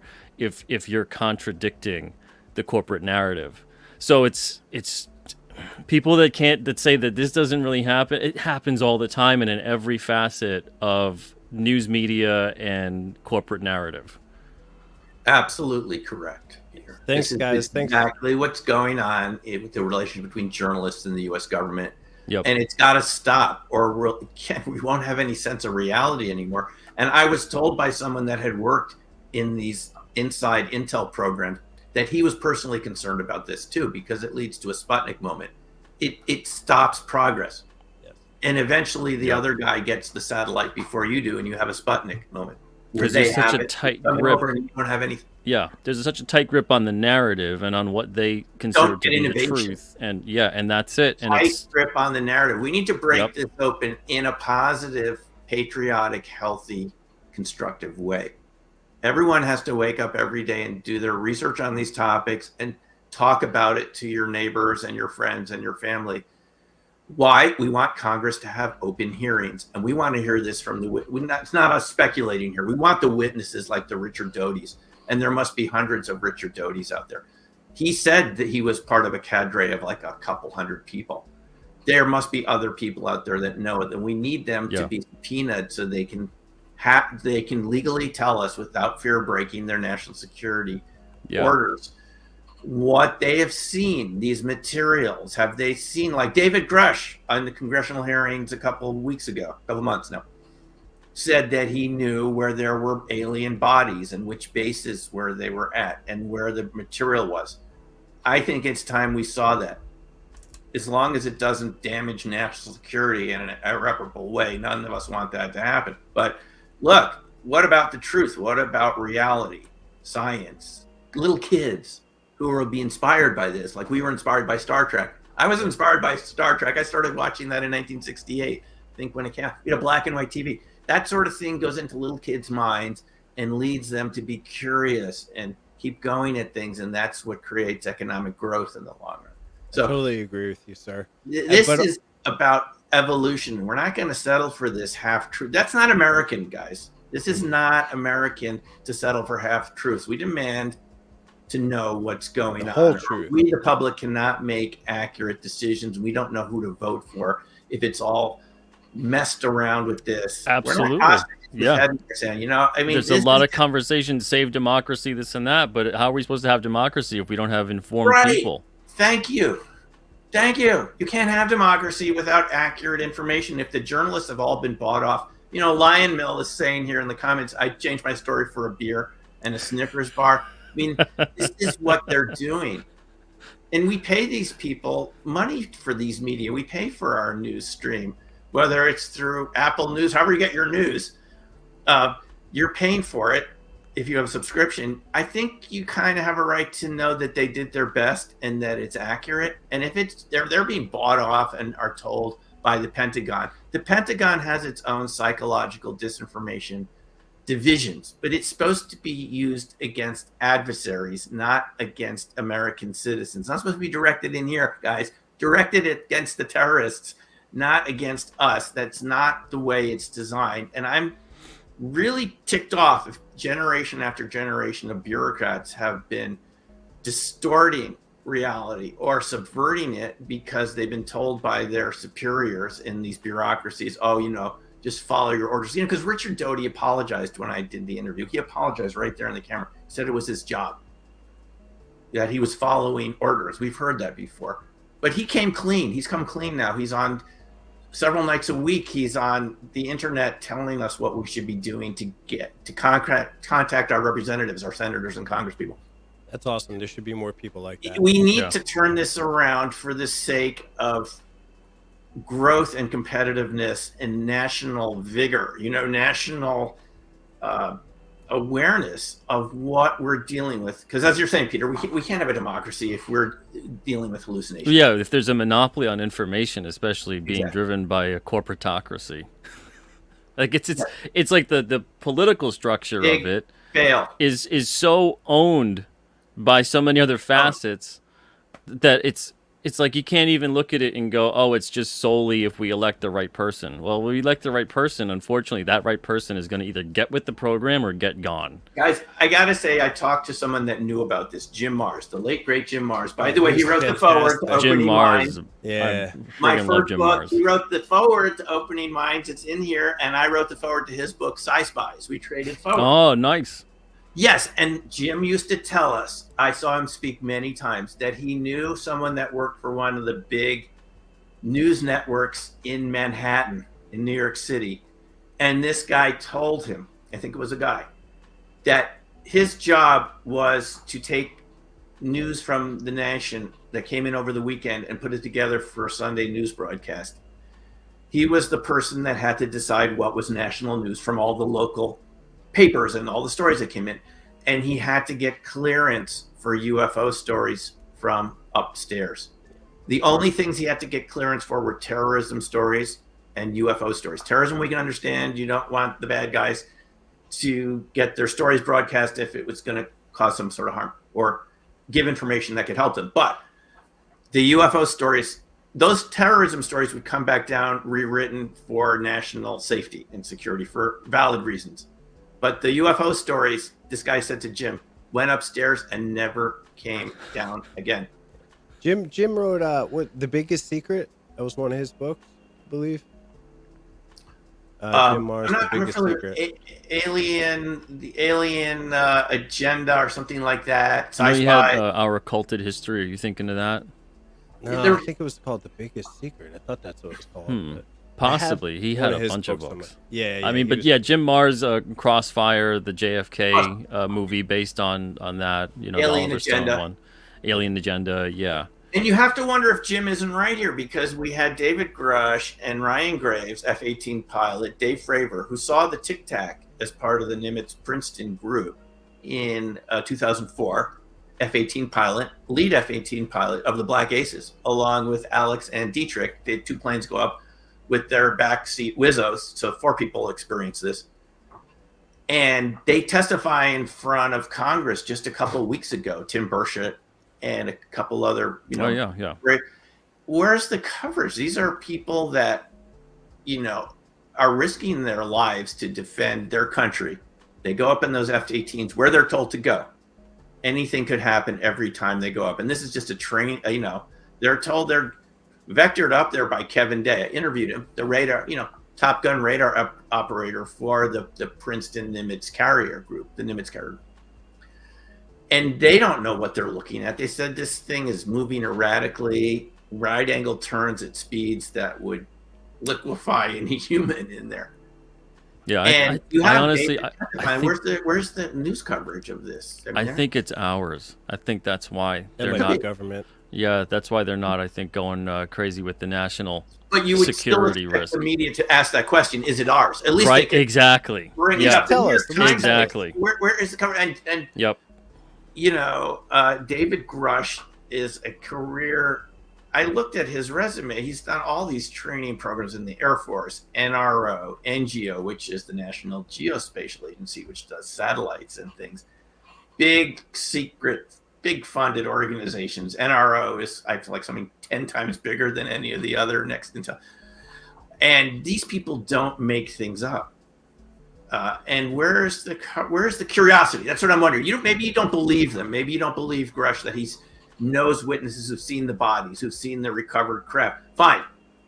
But you could bring it up. If you want to criticize him, no problem. But let's talk about it. Not just, Well, when the obvious questions aren't being asked, you got to go, well, the obvious thing is because they're not supposed to be asked. not supposed to be. One quick question, and I'll hop off and let you guys continue. I just got really carried away. It's just really fun for me. It's one of my favorite shows yet. Pete, thank you for having me on. Oh, thank you, man. The Mexican government with the aliens recently. What do you think? Personally, to me, it didn't look authentic.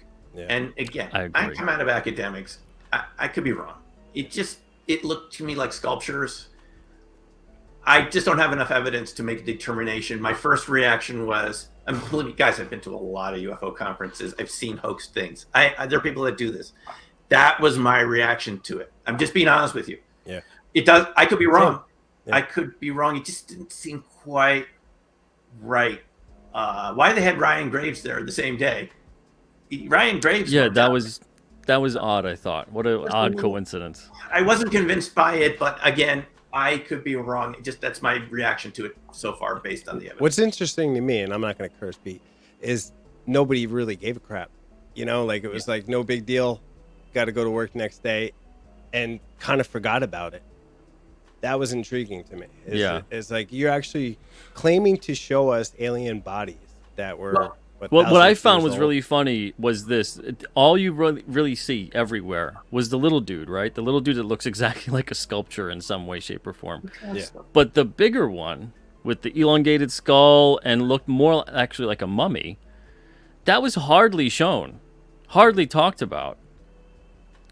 I thought that was kind of interesting as to, well, why all the harping on like the little thing that looks like an I mean, I hate to say it, but it looks like an obvious fake. It looks like or not a fake, but at least a sculpture. Yeah. But then the other one that actually does look like a mummy and not like a human mummy, that was like barely talked about. Intriguing. Yeah. No, let me just say one thing about new evidence. Even if it was real, your minds might still react the way we're reacting. And we know this from the Bigfoot encounters is witnesses will describe seeing completely right next to each other. They'll describe completely different things. They won't even know they won't agree what they saw. And there's a strong tendency to forget things like this because it's so different. And looking at my own reaction to things that now I think are true, I even reacted that way maybe 15 years ago to Bigfoot researches. I would just sort of see it and forget about it pretty quickly.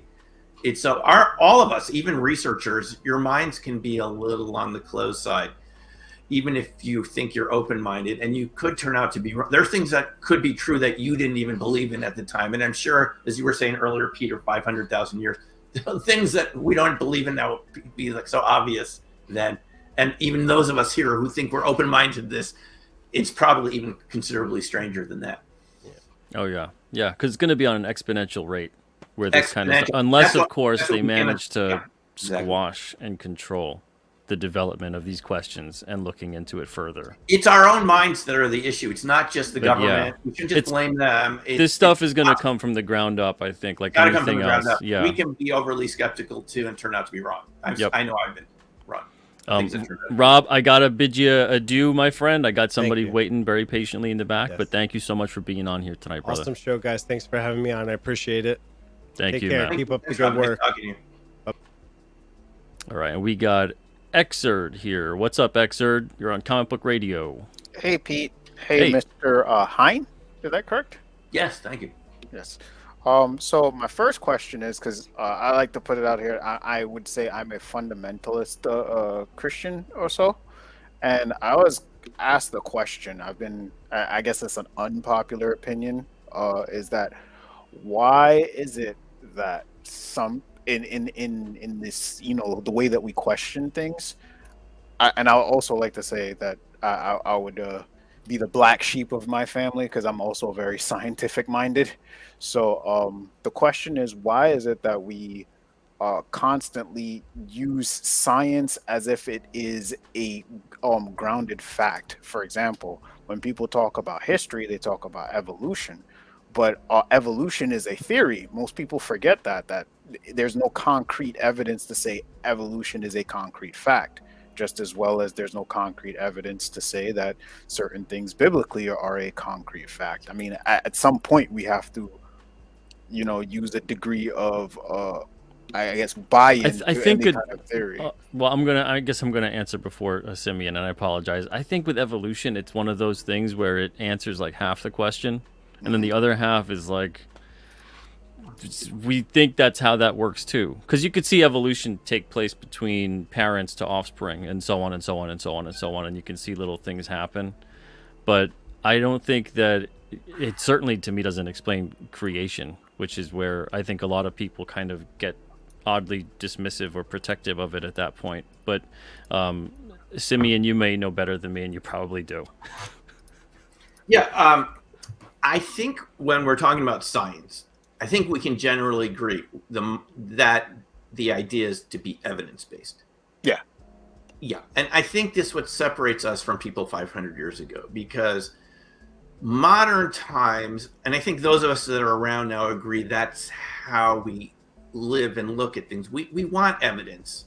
And science doesn't always provide that either, though it's looking for that. Yeah. And some scientists don't want to look at evidence, as we've talked about tonight.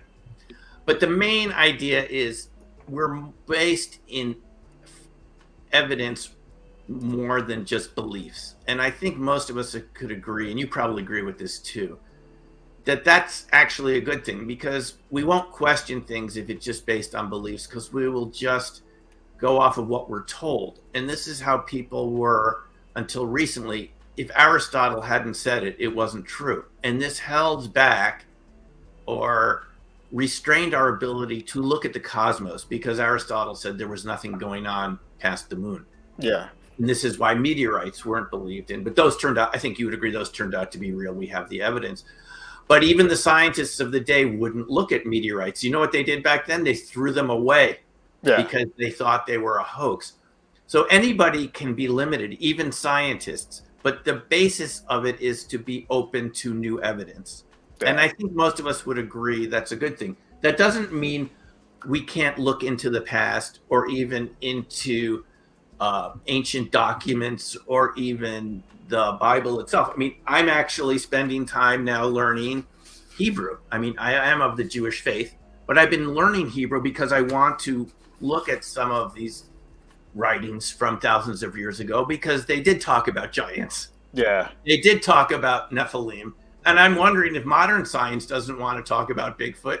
Did people a long time ago talk about whatever they called the Bigfoot at the time? And I think if I actually can read some of the original scriptures in its original language of Hebrew, I might get more access to the truth than even science. Isn't that kind of ironic?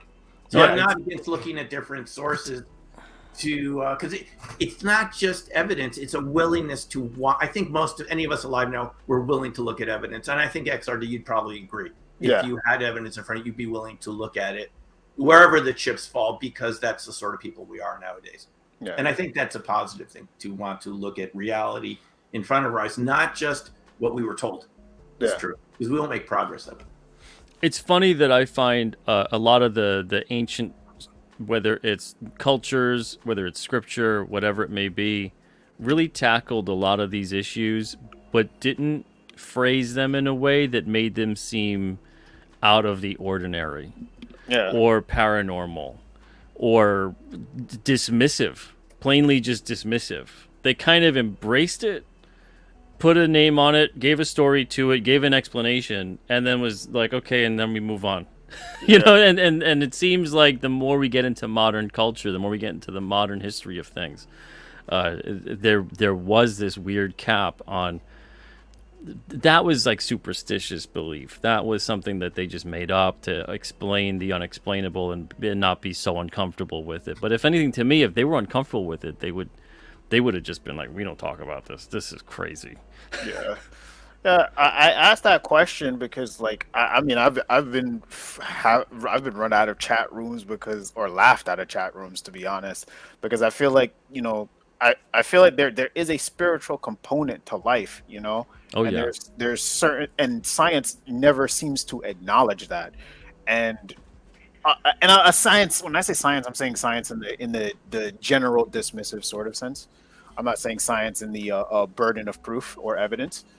And yeah, like when you were talking about, you know, like the Bigfoot or sometimes even aliens, I'm thinking they're species. Like, did you see the jellyfish that's only been spotted 2 times in human existence? Like that, they caught one on film, and the first time they saw it, they actually had like the drawings of it. So I was thinking that, you know, there are definitely creatures that could be of normal, like not extraterrestrial in the way that we think of it now, but you know, there are creatures on the land, there are creatures in the sea, and there are probably creatures in the sky or in space. And what we are, you know, witnessing is our limited understanding of what we're seeing. And I think that sometimes, you know, we fail to acknowledge that, you know. I think this, I appreciate your point, and I think it comes down to what Kurt Gödel, the mathematician who worked at who emigrated from Europe and it was at the Institute of Advanced Study in Princeton. He came up with Kurt Gödel's incompleteness theorem, which is mathematically verifiable. And this is, there are things that are true that you don't know yet. Any set of ideas is going to be inherently incomplete. Yeah. And I think that is the main component of the modern, and I think a good component of the modern mindset, is to realize there may be things that are real that you were never told about. And what if nobody ever told us about what we're talking about on the show right now? Not our parents, not our kindergarten teacher, not our grade school teacher, let alone graduate school. Nobody ever told you about UFOs, ever. And it's been real the whole time. I mean, other species living amongst us. That's the main thing to consider every day a little bit. Could there be things that are true? And I think this is consistent with science. And I think religions can adapt to this too. There could be things that are true that you simply were not told about. That doesn't mean they're not real. But it's what Kurt Gödel told us, is that any system of ideas is inherently incomplete. Yeah. And if you can accept that, then that's the modern mindset, and I think in a healthy way. Because we have to decide, do we want to grow or just stick with what we were told? Yeah. Is that I think somebody butchered the quote, there are known knowns and there are known unknowns, but there are also unknown unknowns. Yeah, Donald Rumsfeld. You know, I always think about Rumsfeld saying that. I wasn't a fan of him or his administration. He was, you know, the head of the Pentagon under Reagan, but that is exactly what is true. Was it Reagan or was it later Bush also? Yeah. He used that word unknown unknowns.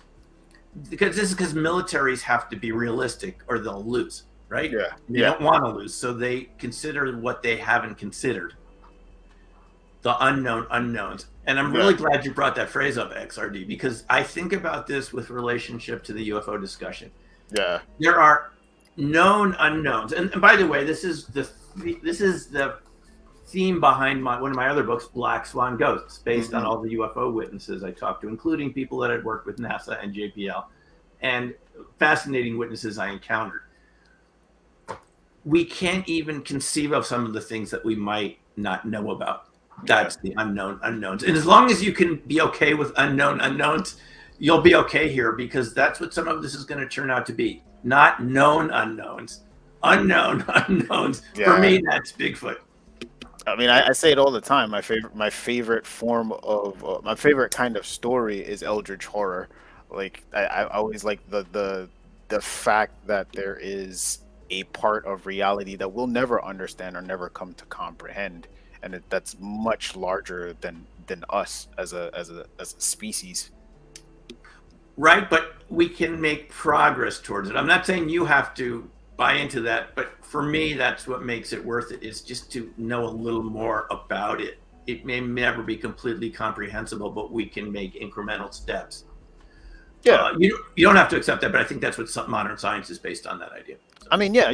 I'm like I said, I would be considered the black sheep. I am the type of person that wants to know everything. Like, if I could live on long enough, I'd like to see the end. You know, whatever the end is, but I'd like to see it. So yeah. Well, Einstein was a black sheep also, and so was Paul Dirac and lots of other people that won Nobel Prizes and completely changed our view of reality. So it's not the worst thing to be. I think the last question I have is, I'm not sure if Peter said it. I came in late. I think this is a two-part question. Do you write fiction at all? No.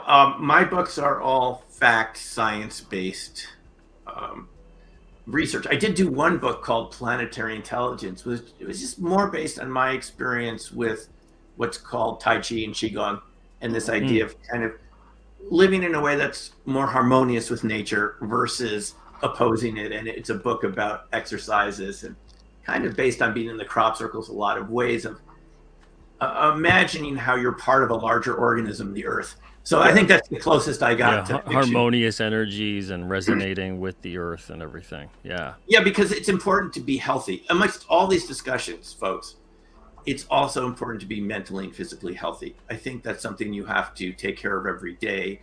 It's important to get exercise. It's important to walk. It's important to spend time with your pets. It's important to just be a human and not just think about things all the time, too. I'm also a guitarist and a musician. and perhaps XRD. Yeah, you got some great stuff on your channel. Oh, thanks. Listen to some of it. Yeah, it was great. I do love writing songs, and perhaps that's a direction in fiction. But let me just say one thing about that. Having studied physics and parallel realities, it goes back to Hugh Everett at Princeton. Hugh Everett III came up with the idea of what's called the many worlds model. Yeah. I think what you can often perceive in your imagination, it is real, and you can manifest it here. And when I write songs and music, it starts as just a distant thought, almost. Leo Kottke, the finger-picking guitarist, used to say, "You kind of grab these songs out of the air. They're sort of there, and they become real." It's a very fun process to turn it from something that's imaginary, which is real somewhere, I believe. Yeah. Perhaps in parallel, and bring it here in a way that is fun for everyone, that people enjoy. So that's part of, I think, being an artist, a musician. I'm sure Peter can identify that as someone that works with comic books. Oh yeah. The So ability to create stories, the ability to communicate those ideas in such a way that it also speaks to someone else. It resonates with them, right? Right. We use that word for that all the time, resonating. Yeah. So it's all about that. It's all about how it moves people, and that's a very real, tangible thing. This stuff I gotta that tell you is treated something, as fictional or whatever can No, actually move you in a tangible way. This is what science comes down to, too, because we heard at one of the science conferences I went to in 2015 from ENEA, the top Italian energy agency. Yeah. Dr. Vittorio Violante was the keynote speaker at the SSE meeting, Society for Scientific Exploration. And he told us how they had reproduced cold fusion. It was absolutely real. They had sustained the reaction for a couple days sometimes. Maybe it wasn't a permanent energy source people are still working on, but it was real. Yeah. And he told us, what does it all come down to at the end of the day? Resonance. He said it was like things vibrating. It wasn't a chemical reaction. It was a resonance reaction. And this is what any sort of creative process is, isn't it? Is you're resonating with some glimmer of something you've seen, a vision. And for musicians, it's you've just heard a tune. It's just there. Maybe you're like Paul McCartney and you woke up with the song in your mind as you were waking up. You know the song. Yeah. Even though he said he woke up with that in his right there, the whole thing was there as he woke up. Can you imagine that? Yeah. Unintended. It starts with that, and it turns into hit songs and things that people enjoy.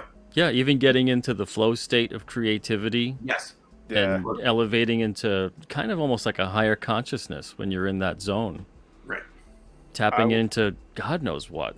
You know, we use these words for forever. You know, the idea came from the ether. Yeah. Right. We talk about it that way, but that's where it comes from. It's from some other place, but it's a real place.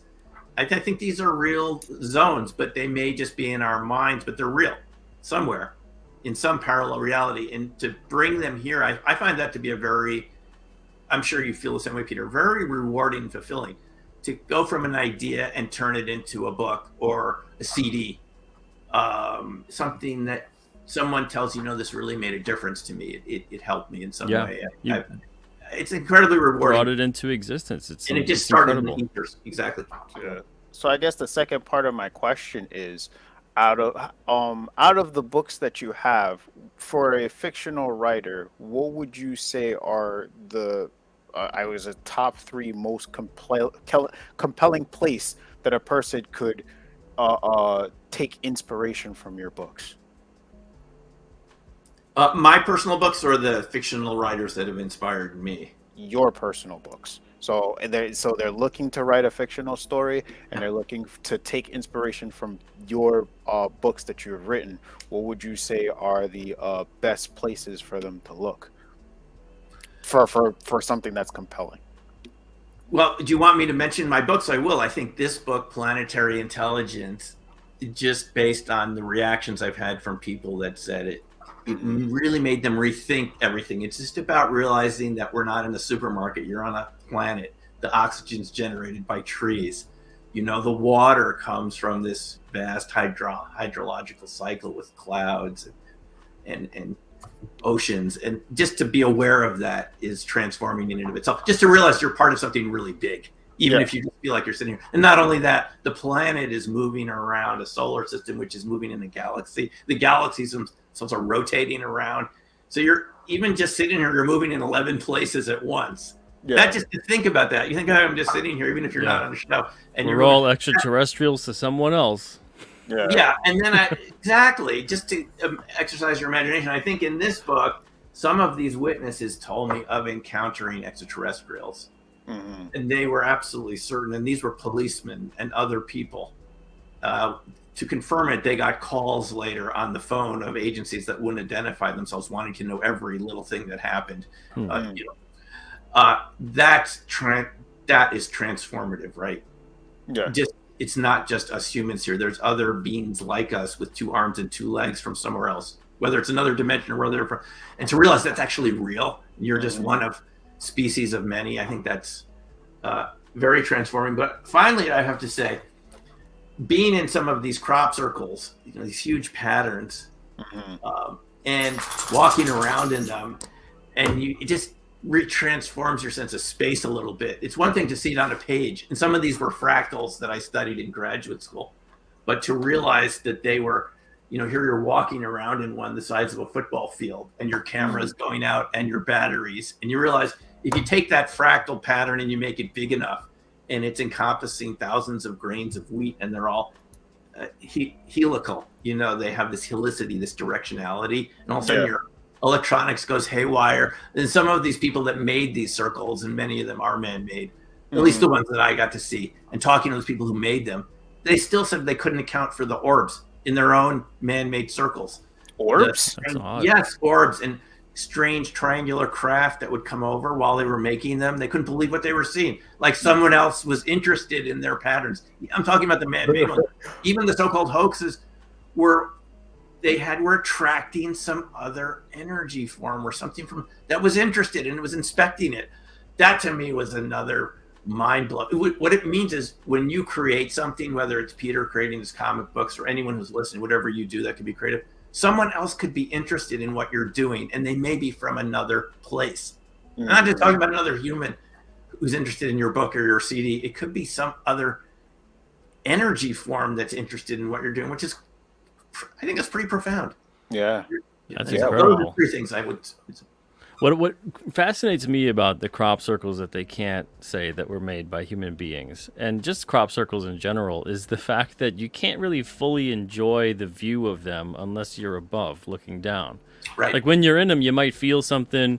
You can appreciate some of the design work within how certain things are getting laid down, which is kind of crazy just to even see how some of it really is laid down when it's not. It's like bent and folded and then like folded upon each other, and it's like these intense geometric patterns that are created, even if they're man-made or not. But the ones especially that are not, it reminds me of like the Nazca lines, how it's like that stuff is meant to be viewed from above. Yeah. And as far as we know, for the most part, people can't, without artificial devices, achieve such a height. So what are they having? If they're not making it for the birds, like what is that stuff being made for? To be seen from above, like how you would put help in stones on an island.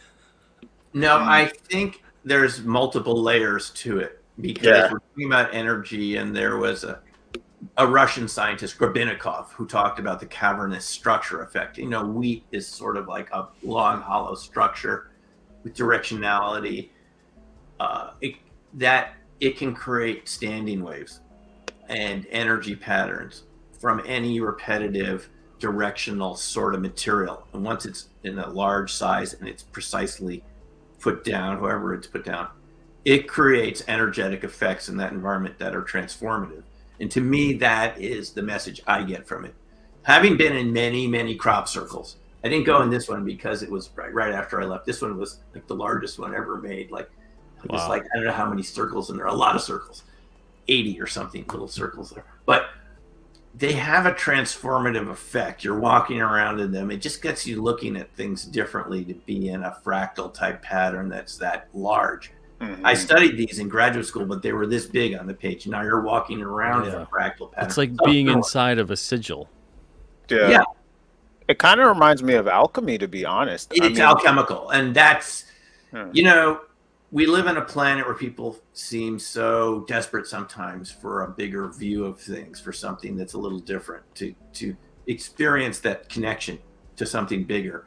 And all these phenomena we're talking about tonight, whether it's crop circles, Bigfoot, or UFOs, once you experience it, it has a transformative effect. And I think there's value to that, because it's just like me watching Star Trek as a little kid and going, whoa, other beings and traveling space. Yeah. When you get that as an adult again, that effect, it kind of inspires curiosity and a kind of a dedication to want to pursue something past what the ordinary culture is telling you about it, or any disinformation campaign. You know you saw something, and you're not going to let. I know I saw cameras fail. I've seen 3 devices fail almost simultaneously by different people right around a crop circle. You know you're dealing with something that's important. And that to me is the message. It's transformative. It's like a paradigm buster. Let me just say that. It takes your old paradigm, and that's not going to work. And it forces you to come up with something different. As long as that takes and as much effort, it's worth it, because you're a little closer to reality, not the story you were told as a kid. There's something bigger going on. I think that's important. Yeah, real reality. That's how we grow. Are you a fan of the X-Files? I never watched it much, honestly. I know people that saw every episode. I think I watched a few. Folks, at the time that was on, I was not studying these topics. I was a good assistant professor teaching statistics. Believe me, this is how much I've transformed as a person. I always played guitar since I was a teenager. My mom taught me alternating bass. Music was always good, but I wasn't focusing on these topics until I saw there was something important on different levels, scientifically, personally, just artistically, that these things mattered. You know, if there's another way to do business and it's closer to reality, isn't that what we should be looking at? There's a question in here about cold fusion I saw a few minutes ago. Is it a reaction with palladium? This is what Dr. Vittorio Violante told us. That's one way to do it, is with deuterium and palladium, putting the deuterium into a palladium matrix or something like this of metals. But what he told us was especially interesting, Rachel. It couldn't be pure palladium. It had to have defects. It had to have defects for all those hydrogens to cluster together in the cracks. Oh, it's like a Mentos in a soda. Yeah, right. You won't get that reaction. Because that's a pocked surface. Oh, is that right? It has to have a pocked surface for it to... Oh, wow. Who knew that was the secret to cold fusion? He said too many people tried it with perfect lab-grade palladium. Didn't work. They had to have doped palladium. It had to have the right grain size. Why? You have to have the clustering effect of the hydrogens. And when they start clustering, they get this collapse, and another force takes over that pulls them together, and you get this whole electronuclear transformation. Oh, nice. So this is the sort of thing that you get from real experience with this. And I just think it's important. Do we want to just keep going on with these same old stories we were told by our high school teachers? Oh, that's not real. That's just a hoax, blah, blah, blah. I was told this by my high school teachers. You know, UFOs are just seen by drunk rural people. Yeah, sure, those F-18 pilots that were on the Nimitz and other Ryan Graves, drunk rural people. And Bigfoot, well, maybe. So, you know, it all turns out to be real. When you go outside at night, wherever you are, and you realize you could encounter one of these cryptids, this is what happens to people. You could just drive to the grocery store if you're in a semi-rural area, even suburbs, and see one in the middle of the road. I mean, that's a wake-up call to reality. I think that's what we're talking about. Do we want to deal with reality the way it is, or continue with these kindergarten stories we were brought up with? The most terrifying red story pill or blue pill. Yeah. The most terrifying moment I've ever had in my life was coming home from my girlfriend's house and getting off at the wrong stop at a train station that was in the middle of nowhere. So I was looking for it was like there was a forest on my left and an ocean on my right, and the last person that I could even ask to where I was at just went into the forest by himself. And then I looked down the road, and there's this guy who was standing on the train tracks, and I was like, hey, let me go ask him. I approach him, and he just walks into the water and vanishes. And then after that, I actually turned around and ran to the nearest car that I could find. Yeah. And we're talking about, he's like, the color of this person is like Venta black. You know the color. Venta black is a black that absorbs so much light that it actually looks 2D. in a 3D space. So yeah, this guy was like shrouded in complete shadow, and and Wow. and I only knew this when I got closer because I thought it was just like, oh, he's on the other side of the thing. There's a parking lot, right? When I run over there, the only thing there is a fence, the train, and water, and then that was it. I hightailed it out of there. Right. So most people, XRD, would just have that experience, forget about it. Was it a dream? You know, a lot of people have cryptid experiences. They're not even sure a couple of weeks later, did it really happen? Until they have some physical evidence. Maybe it threw something in the car or left some hair. It's very easy to just go to sleep again and go back into the consensus reality we were brought up around. But I think the modern scientific way, and I think Einstein would back us up here if he were around, pursue the evidence and your imagination. Einstein worked completely from intuition. He didn't work from math. He needed help with the math. Didn't come from the math. I've had people tell me it has to be mathematically based. Yeah, later you can find the math. It has to be, you have to see it in your mind a way that it could have. He imagined he was riding on a light beam. So that's how powerful, and that led to relativity theory.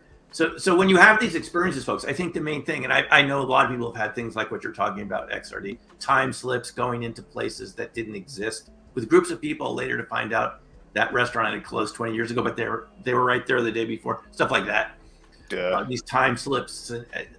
Don't forget about your experience, but don't get too attached to it that you're neurotic about it and you can't do anything else. Like, there's a middle ground, and that's what I do, which is put it in the gray box. It's there if you need to remember that experience again. It's there for you to think about, because it might take you a while, like it took me with the crop circles, to realize what was going on there. But all those experiences healthy were real. Compartmentalization. Yeah, put it in there, but leave it there. But don't just dismiss it and never remember it again. You know, I have to tell you, I was talking to a friend about some Bigfoot experiences someone had up in West Ogden when they were growing up as a kid, seeing these creatures that sort of at the end of the road, they knew they could bike out there and hang out with the Bigfoot if they are having a bad day. And they said the Bigfoot would teach them how to throw rocks and how to build tree structures. And this friend of mine who's into these topics is also a remote viewer. You know what she said?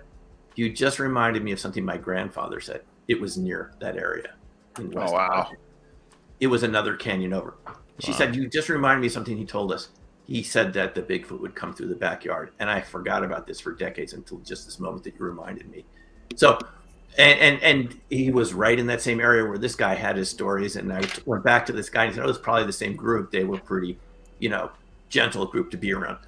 I think if we keep these experiences in mind and talk to each other, it'll remind us of other experiences we've had that we've forgotten and gone to sleep on. That's funny you say that. The other day I had, actually, I think it was 2 days ago, I had somebody on the show. They were talking about their dreams that they had because of their odd hours at their job, and they would have to sleep during the daytime. And it reminded me of the odd dreams I used to have during the daytime when I had a night job, and then I would sleep during the day. And it reminded me of those very, very, very strange lucid dreams.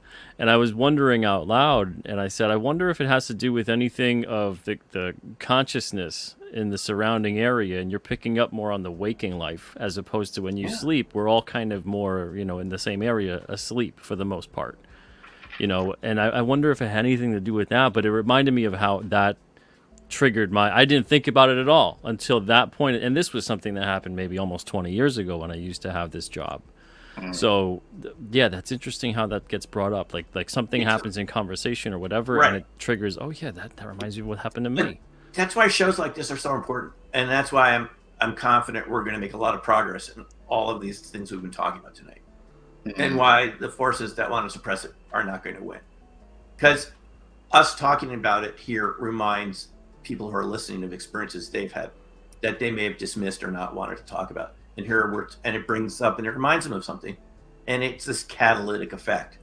Yeah. It's Absolutely. effect. And that's positive. And if we're doing anything with podcasts like this, we're interacting across large geographic areas and reminding each other of experiences we've had that we may have forgotten about since we were kids. We may have had experiences you don't even remember anymore with these sorts of phenomena I know a lot of people that had experiences with Bigfoot as kids, and they didn't remember it for a while. And then hearing other people's stories, they remember, oh yeah, there was that big hairy thing at the end of the street, and I used to go play with it and stuff like that.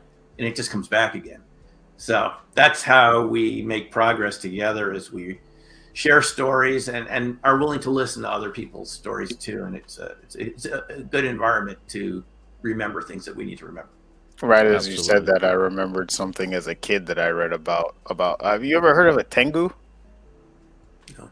Tengu is technically known as like the Japanese Bigfoot, essentially. Oh, It people believe, I think it's at Mount. It lives in the forest at the base of Mount Fujiyama.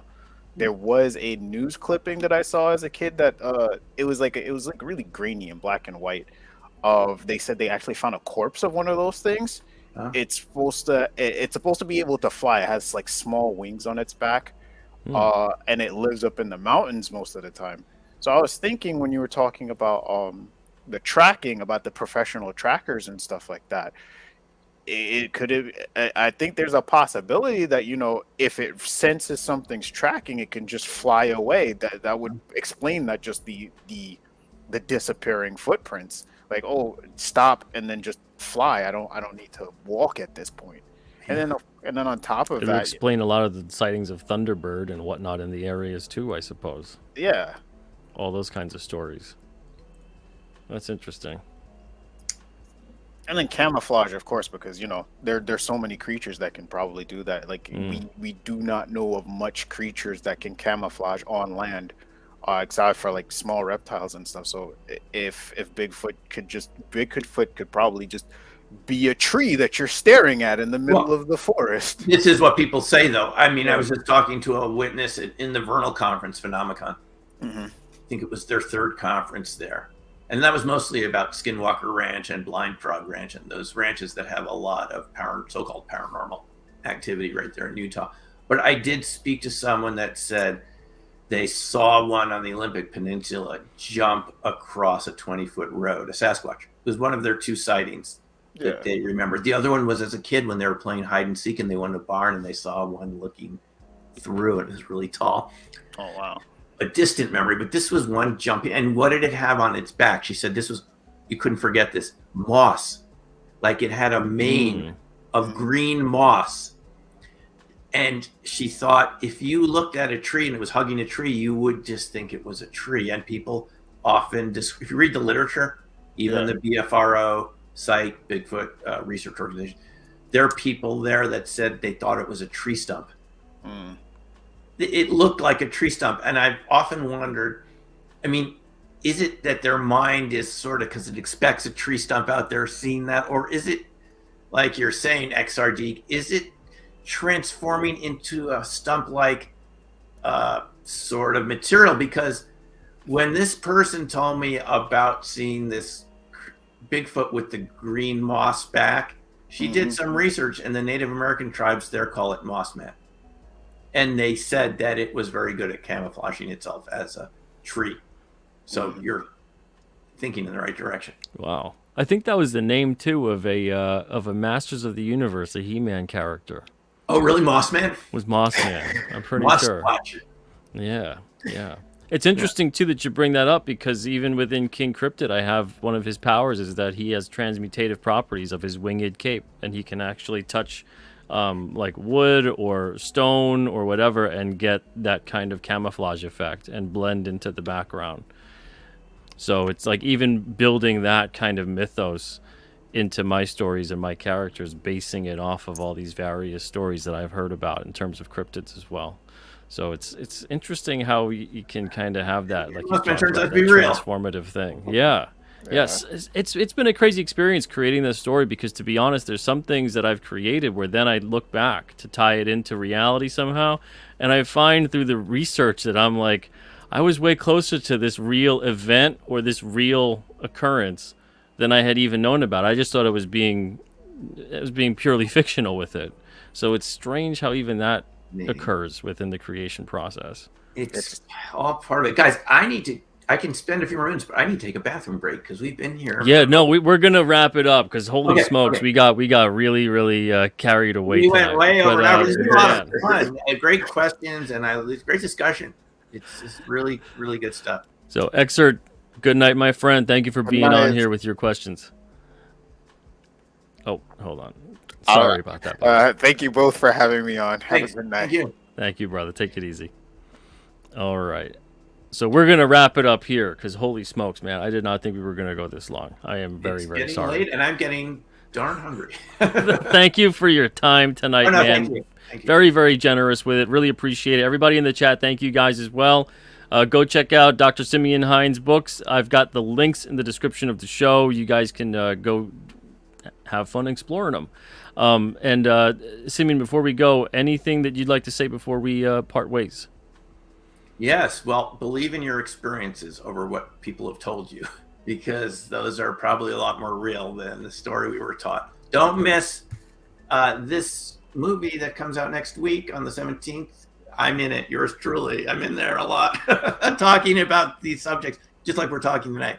A Flash of Beauty, Paranormal, Bigfoot, wherever movies are streaming. I'm just biased because I'm in it, but it's quite a good. I saw the preview in Vernal. I think it's an excellent Bigfoot documentary about the paranormal aspects of Big, just like we're talking tonight. Different states of matter, cloaking, invisibility. There's some very good witness encounters before that really blew me away that I'd never heard before. So take a look at that. Fantastic. I'm definitely going to check that out. And don't miss getting a signed copy of Dark Matter. Go to my blog in the links, and I'm happy to. There's a link there for getting signed copies of all my books. I always love inscribing them for you, so please do. Oh, nice.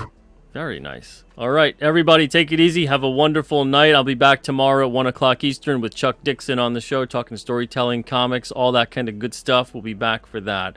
Again, 1 o'clock Eastern tomorrow with Chuck Dixon. Everybody, take it easy. Have a wonderful night. SIMEON, again, thank you so much for your generosity and your time and the conversation. Appreciate it. Everybody, have a great night and an even better tomorrow. See you guys. Take care.